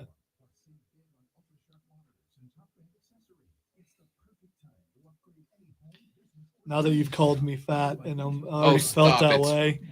By the way, since you've known me, I've only worn 2 or 3X the entire time. But Dude, you are not that much bigger than I am. oh, I am too. This is the heaviest I've been in like 6 or 7 years. It's just so bad because I can't walk, and if I can't walk, I can't keep the weight off. Pain is so bad I can barely sleep through the night, and so I mean I'd love to be back on that. So it's either get fat or not be able to walk at all, which both may happen anyway. So.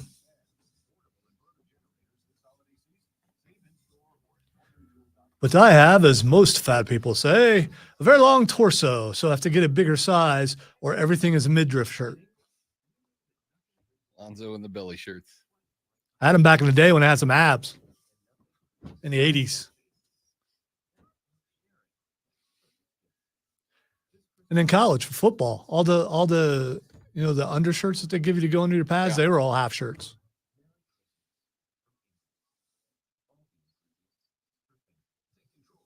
I've already pointed it out. That's the whole reason why this was invented, Joe. It's the whole reason why this was invented, and they're right, because LeBron is better than Michael Jordan, because Michael Jordan will never win that cup. And after LeBron retires, they will put his name on the cup. You watch. Gonna happen.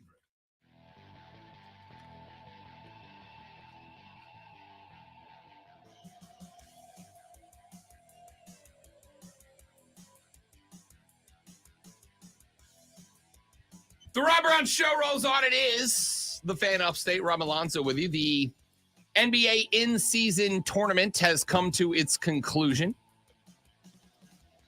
The Los Angeles Lakers take home NBA Cup number 1. Lonzo just theorized that after LeBron's retirement in a few years, they will rename that cup to the LeBron James Not Memorial Because He's Still Alive tournament. We'll find out. But the Lake Show win the NBA in-season tournament. And I will tell you that I very much enjoyed it. I enjoyed the round robin games played as regular season games. I enjoyed the quarters, the semis, and the finals. I thought that they were fun. There were some things that I thought were very, very good, but I also would like to offer a few improvements to the NBA in-season tournament. Number 1, I liked the look. I liked the stylized courts. I liked the unis that they were wearing. In fact, I would go so far as to say I think it would be kind of dope if the NBA actually allowed the teams to just have those courts as their regular floors. Not every court needs to look the same. As long as the lines and the baskets are the same on every floor, let them go bananas. I thought the look was good. I thought the unique City Connect jerseys that were worn during the tournament were pretty sweet as well. Let the teams have unique looks. Let them have different looks. We don't have to have everything look like just an old-fashioned traditional basketball game. One change that I would make is I understand entirely why this game took place, why the knockout rounds, the quarters, were played at home, while the semis and the finals were played in Vegas. I understand. I get it. I would do a better job of taking care of the floor, because it looked like in the semis and the finals, the court was slippery, right? It looked like the floor was slippery. And you're going to get that. You're going to get that when it's 1,000 degrees outside and it's real cold inside of whatever arena they're playing it in. Take better care of the courts, but leave the courts the same. I thought that was great. There was one pushback that I saw a couple of people make, and that is that we should have a set week or set week and a half that we play all the tournament games in the same week, right? We should have a tournament that you go every other night for 9 straight days with tournament games all the time. This was somebody on Yahoo put up this thought.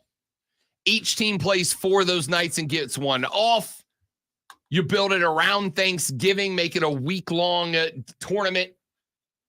And then you have every team that doesn't make it to the semis and the finals take those nights off. After the tournament is over, the teams in the semis and the finals get 3 nights off while everybody else plays. So you come out of the tournament and you go right back into full slate action with the exception of 5 or 6 or 4 teams or whatever it is. I do like this one. I would argue with this. I think the last day of pool play, I think every team needs to be playing at the same time. I think you have one night, the very last night of pool play, where every game starts at the same time. You have games starting at 9 o'clock in the East, 8 o'clock in the Central, 7 o'clock in the Mountain, 6 o'clock out West. And you do that because of the structure of the tournament. You do that because of the tiebreakers, because the tiebreakers come down to point differentials and home v away, et cetera, et cetera. You ended up in a spot at the end of this tournament, for instance, where the Boston Celtics were playing the Chicago Bulls in the final the final round robin stage games. And the Magic had played earlier in the day. Well, the Magic and the Celtics ended up in a tie in record, so they went to point differential as their tiebreaker, right? So the Magic played earlier, and then the Celtics knew what number they needed to hit in order to advance.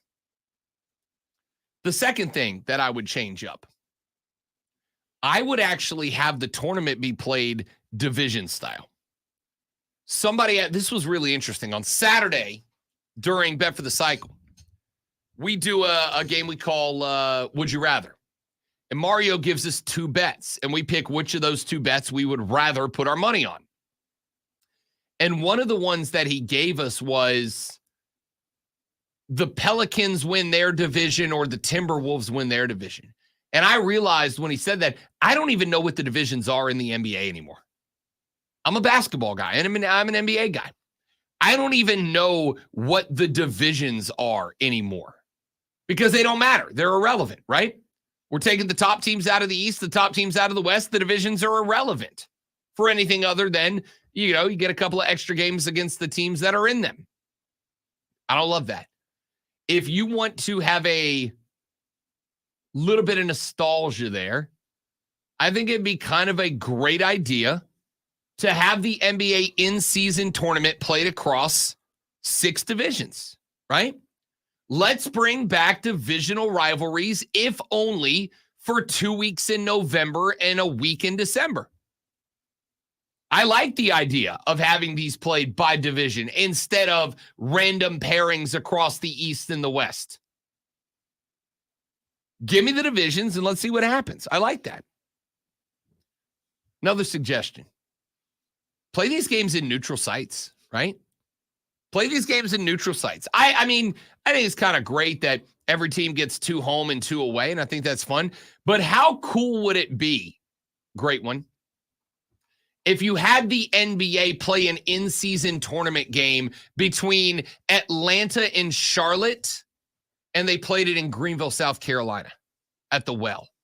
How cool would it be if you had a game between New Orleans and Dallas, but they played it in somewhere in the middle, right? Like, take teams that are matched up in round robin play, find a mid to large size arena that is somewhere halfway between those 2 teams, and play these things in neutral site games in front of audiences that don't get a ton of NBA exposure, right? I can pop in the car and go 2.5 hours up to Charlotte to watch a Hornets game, or 2.5 hours to the West, go watch Atlanta. As a matter of fact, I'm going to. I think New Orleans plays at Charlotte. I think it's the week that I'm off. And if it is, that's one of the things I'm going to do. I'm going to drive up to Charlotte and go watch the Pelicans play at Charlotte. I think I'm probabilistic that is December 15th, Saturday night or Friday or Saturday night, whatever night that is. I think I'm going to go up to Charlotte and watch that game. Point here is, if you played that game in Greenville, South Carolina, if Orlando played Atlanta in Jacksonville, actually don't do anything nice to Jacksonville. Leave them alone. Go to Tallahassee. Pick some spots that have good size arenas that are halfway. Let's play these things neutral site. I think that'd be a great idea. I think that'd be fantastic. I know you lose a little bit of electricity from a hometown crowd, but we'll see. Let's see how that goes. I do not understand why we were playing semifinal games in the middle of the afternoon. Like, set those two semifinals up as 2 night games, right? Play one at 7 o'clock and one at 9:30. Yeah, y'all know I hate late game football, late game basketball, late game baseball, because it keeps me up late at night. But man, yeah, Texas says play the in-season tournament games in historic college venues. What a way to get those fans involved. Yeah, could you imagine if you brought down the Celtics and the Knicks and they met at Cameron Indoor or the Fieldhouse or wherever? That'd be great, man. I think those are some solid ideas. I think that you expand the knockout field a little bit. Expand it to 12. I know we're 1 year in and you hate to go immediate expansion, but the Nets, the Cavs, the Timberwolves, and the Magic all went 3-1 and failed to advance beyond pool play because of a point differential, right? Now, it makes it kind of interesting when you got a team playing a real good team and they know they got to win by 14. So it's not that they are playing to win. It's that they're playing to win by 14, right? You got to put the same spice on it that I do when I bet the over-under in a game. I really like that idea. Either do that or, and this is the one that I'm really going to go in for, expand the round robin by 4 more games, right? Have everybody in a group, whether you go by divisions or the random pairings or whatever, have everybody in the group play everybody else in the group twice. Have everybody in the group play 1 home and 1 away. I think that's a real good way to do it. Now everybody's getting the same homes, the same aways, the same advantages and the same disadvantages in all spots, because here's the reality. If you're in a group with the LA Lakers and you draw going to LA, that's a major disadvantage. The cryptbro.com arena is maybe the most difficult home field advantage in the NBA right now. You said Crypt Bro, not Crips. Yeah. Crips Bro. It's Crypto Arena, but I call it the Crypt Bro Arena. Okay, all right. So, all right. Do it that way. Let's have some fun. Let's expand the tournament. Again, you could expand the tournament by 10 games. They still count as regular season games. They still count towards your overall record. Teams are still going to try to win. I also think there should be this was an idea that I saw put up on Yahoo earlier. I'm trying to remember who wrote the article. May have been Jay Busby. Anyway, somebody from Yahoo Sports came up what I thought was the best idea of all. How about this one? And you get fans involved. Every team holds a lottery, right? Pre-tournament. Every team holds a lottery. I think this idea is so good. Every team holds a lottery. As a fan of one team, you enter that lottery. Before the season starts, before the tournament starts, Lonzo, the team draws a lottery ticket out and they pick one fan, and that fan is the representation of that team in the tournament, right? And that fan is invited or not to go with the team to games, right? Sit on the bench, whatever. And if that team gets to a point where they win a prize, $500,000 for players on the winning team, $200K for teams in the semifinals, or $100,000 for everybody else. Whatever the result of your team is, you get that prize too, right? Now all of a sudden, I'm not just following LeBron and the Lakers. I'm following Chris from Palo Alto, who's trying to finish college, or I'm following Amy from New Orleans who's working on her nursing degree. I mean, it's cool, but it also sounds a lot like minor league baseball. Sure, why not? I mean, That's fun. that kind of getting what you're saying is people won't watch it like you think they should, so we got to throw a gimmick in there. No, I don't. Everybody watched the playoff game. You know what got tweeted more about than the conference championship games? The Dr. Pepper football toss. Some people are pretty bad at that. It's Real bad. Yeah. I think I'm going with the option pitch. I think that's the strategy because you see a lot of chest passes, right? The chest passes become real popular. One of two things needs to happen. First of all, I think Dr. Pepper should step in and they should ban the chest pass. I think you should have to throw the football, right? But if I get called up for that, I think the correct move, though, is to go sideways to the can, and I think it's the option pitch because you pitch option, grab a ball, pitch option. I feel like I can fire off about 10 more footballs than somebody who's chest pass turn. If I stay facing the can, I'm left hand in the bucket to pull it out, right hand pitch, bang, bang. See, I agree with that method, but do we know what the distance is between your rack of footballs and the hole? I want to say it's 10 yards. Let's see here. I'll find a video of it and I'll let you know. I want to say it's like 10 yards. So I think that's a little bit. It's the camera angles make it look closer than what it is. 10 yards is still a pretty good distance. It's 5. It's Is it 5 yards? Yeah. Let's see. That's totally different. Your method should work with 5 yards. Yeah, 5 yards. I think I'm going option pitch. Because that's like you throwing it to that wall there, right? When Yeah. you say between here and there, it's about 5 yards. I'd say to the corner. Yeah. I'd say about to the corner. Yeah. I think I'm going option pitch. I think that's the way to win the Dr. Pepper tuition toss. How did my words just stop working there? Yeah, I think I'm going option toss to win this thing. Anyway, point here is I think the NBA Cup was very successful. I think that it is, and I said this before it started, I think it is an idea that did work. I think it is an idea that can work. I think it is an idea that can grow. The problem is, like anything else, when you introduce something new, especially something that is well outside of the norms of things that people are used to by and large as fans, it takes a little while for them to accept it, develop an understanding, and embrace it. This is just I've got something the the name. NBA has got to put its head down and drive through. I've got the name, the Chalice of the King. So from henceforth, it will be who will win the Chalice of the King. No, I don't hate it. And you could have like LeBron's face etched on the side of it. I genuinely don't hate it, man. I really don't. Quit acting surprised that I came up That's with a pretty good good. idea. That's what I do. It's pretty good. I have a good idea. Let's go to break.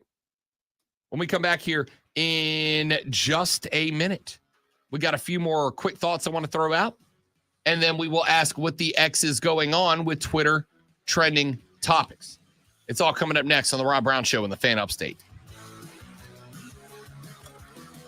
So disappointed. I thought you were going to pay off the tease finally, but you're not going to do it. You're going to go the whole time without doing that thing that you said we were going to do. Which one? The fact that you've already forgotten, that's not good. You teased that you were going to talk about NFL playoff scenarios. Oh, yeah, that's right. And you never did it. Well, you brought up the peppermint bark. Well, I think it's because you want to put it off till tomorrow so you have more time to expand, which could affect things. Okay, all right. We can do it here. We'll have a couple minutes. It's not open yet, Steven. Apparently it opens tomorrow. So my wife is going to check and see if they actually take reservations because that place probably would be hopping since it's finally open in a place where they haven't had it before. So, but I saw someone, a former talk show host on our sister station WRD, Vince Coakley, was at that establishment enjoying some blooming shrimp, and they look good. They look really good. I recognized them right away. It was like, should have texted them and asked them how good they were. Still could.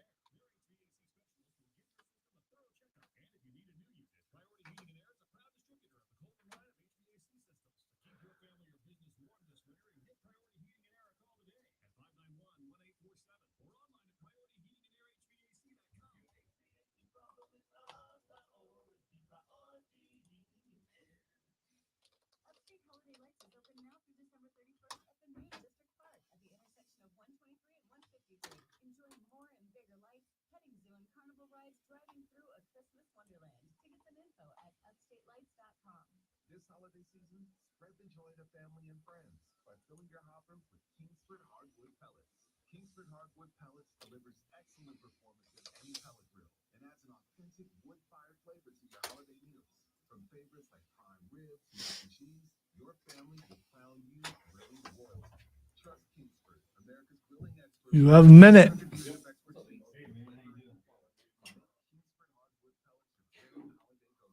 Visit kingsford.com. They're painting in the hallway, and it's starting to the smell's starting to get in here too.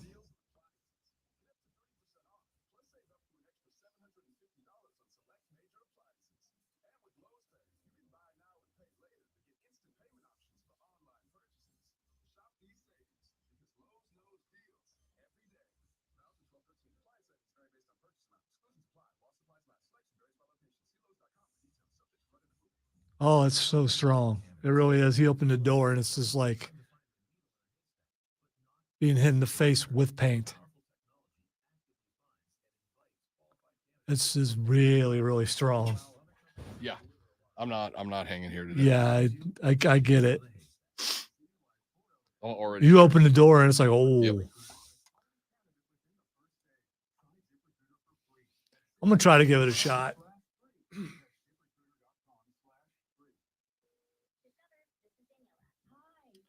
Let's face it, with all I've done lately, I could just say I'm working from home, and I should be all right. But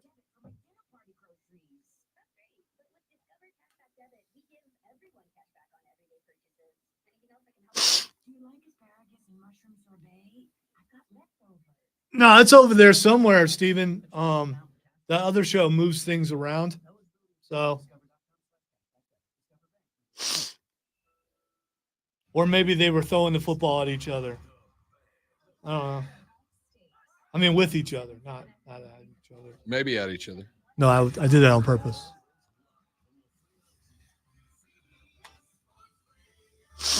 You shouldn't have went in the hallway.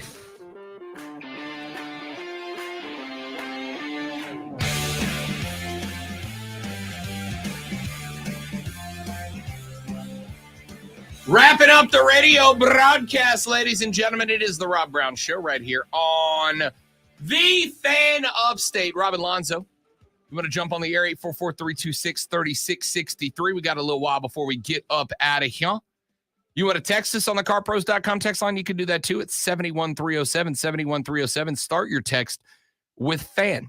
FAN, FAN, FAN, and we will read them on the air. You can tweet us at The Rob Brown Show, at The Rob Brown Show, at Lonzo on Word, and text us all at The Fan Upstate. Playoff picture in the National Football League as it stands right now. No playoff spots have been yet clinched. Here's what we have in the AFC as it stands today. Your AFC divisional leaders and your number one overall seed belongs to today, the Baltimore Ravens. After this weekend, they jump up over the Miami Dolphins as they have played 13 games and won 10 of them. The Dolphins have played 12 and won 9 of them so far. So they have moved up there.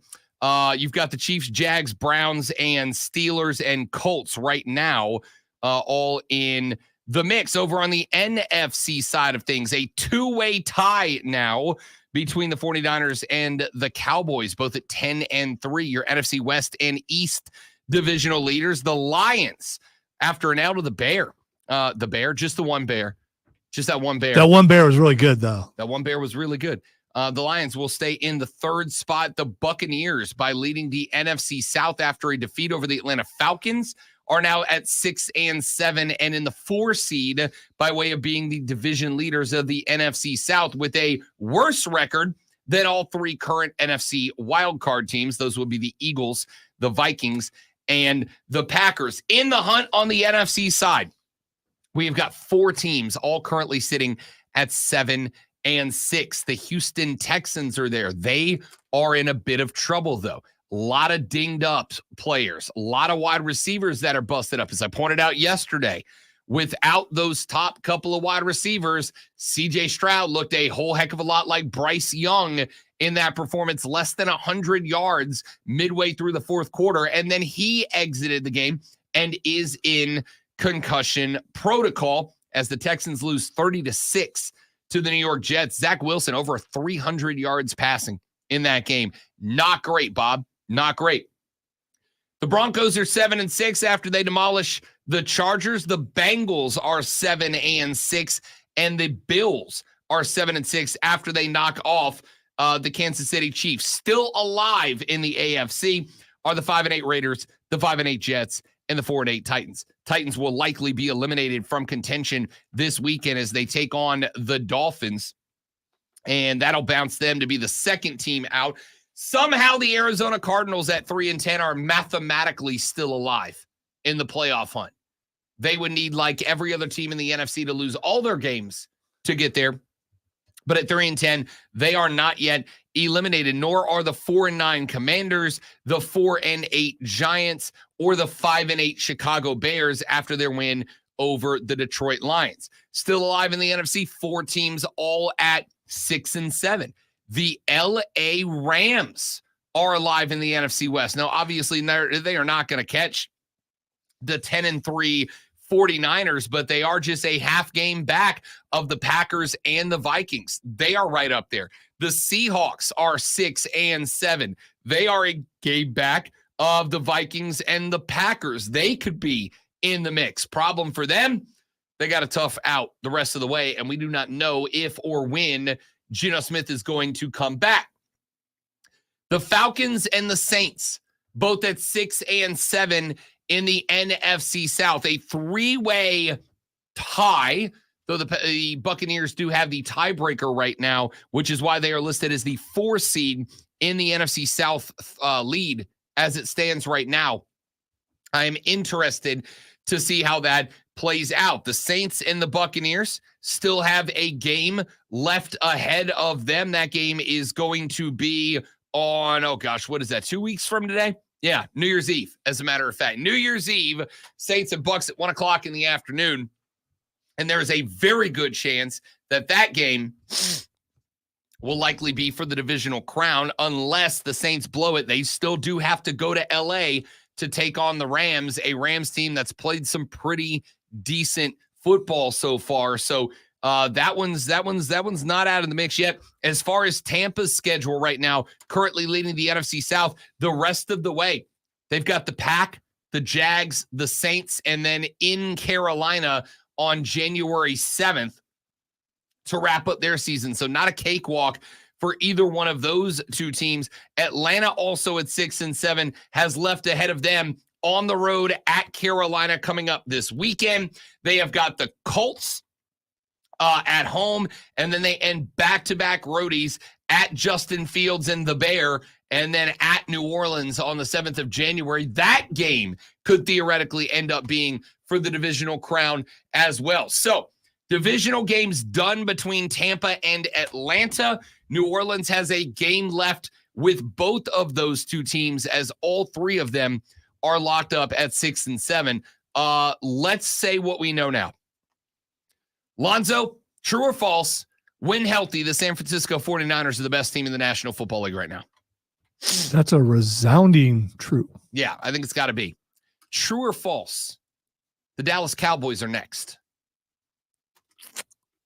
I think you got to go true right now. Yeah. I think you got to. I do too. As far as the eye test goes. Yep. I do too. I think they punked Philadelphia last night. Philadelphia never felt like Philadelphia was in that game, did it? Even on the scoop and score for Philly, it didn't feel like anything was going to happen other than Dallas is just going to get that right back. And they did. Is it a hangover from last week for Philly, or are they on the way down? Exposed. I think they're exposed. I think they're cooked. I think Philly is cooked. I'll tell you what.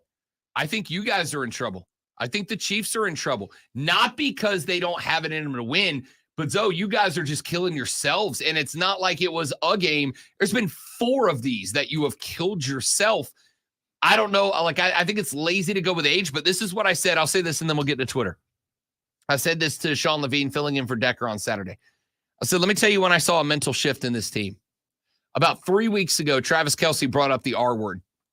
About 3 weeks ago, Travis Kelce talked about potentially being ready to retire. And and again, maybe I'm just looking for pattern. We are pattern seeking and pattern recognizing animals. But ever since TK brought up the R word, riding off into the sunset with his boo Tay-Tay, this team has not looked like the same. And now they find themselves third in the AFC at 8-5.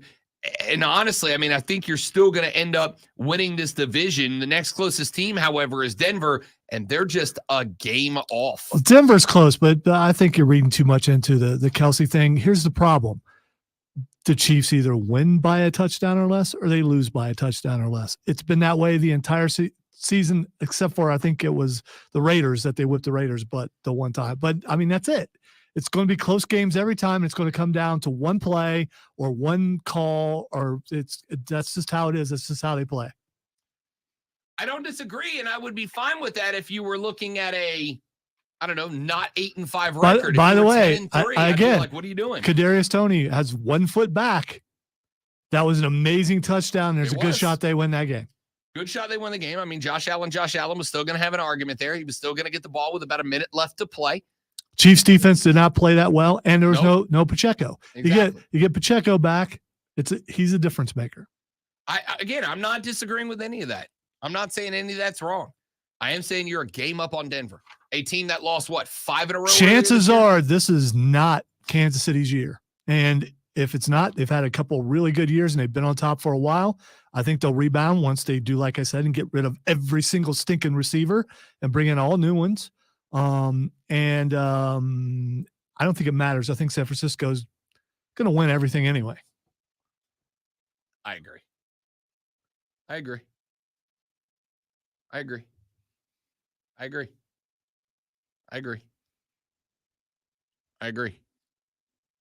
Oh, you want me to say it? Twitter? No. I thought you were going to keep going. Yeah. Okay. All right. I agree. And now the Rob Brown Show presents Twitter. All right. So you say I agree, and then you open your mouth like you're going to say something else. I agree. You're faking a throw. That's what you're doing. All right. The first thing that's Xing yo. Verbal pump fake. Yes. You're getting me back for things that I deserve to be gotten back for. The first thing that's Xing is Will Smith. Did somebody not keep his name out they mouth? All right. Will Smith last night was a Grammys tribute to hip hop, and apparently he killed it closing the show. He and Jazzy Jeff. Will Smith just out here slapping us in the face with entertainment. That's what he does. So you think there's no redemption no matter what, even if he could still rap.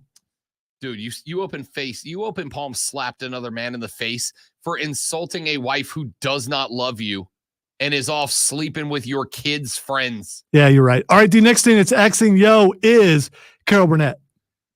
Listen, youngsters out there, listen to Uncle Rob. Find a way to go watch the Carol Burnett show. Carol Burnett show, one of the funniest shows that's ever been televised. No idea why she's trending. She's 92. All right, no Is birthday. she alive? No, yeah, she's trending because she's trending. I respect that. It's another one of those things where people just sometimes decide someone should be trend. And I think that they get it started and people start watching clips.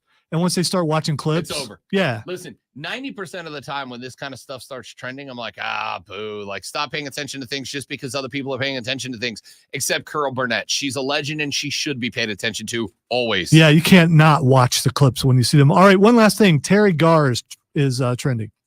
Who? Terry Garr. You don't know who Terry Garr is. Oh, I'm so disappointed. Are you going to tell me I'm going to go, oh, damn it, I knew that? Young Frankenstein. Okay.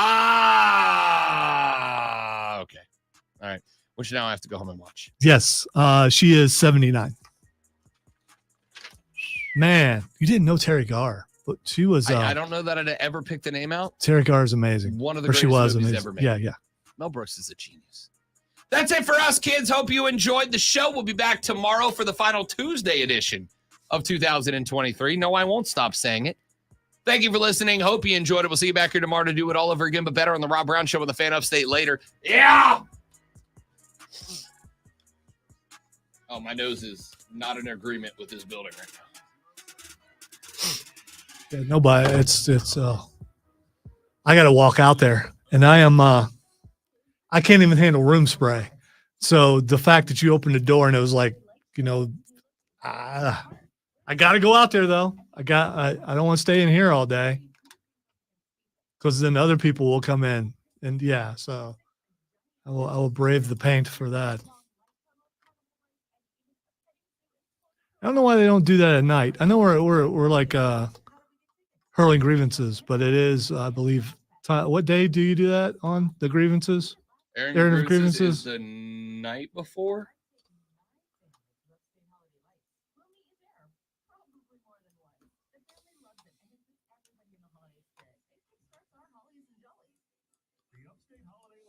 I hear voices in my head. They talk to me. They understand. They talk to me. They talk to me. No, Steven. Although you won't. There's no way around it unless you just hold your breath through the hallway.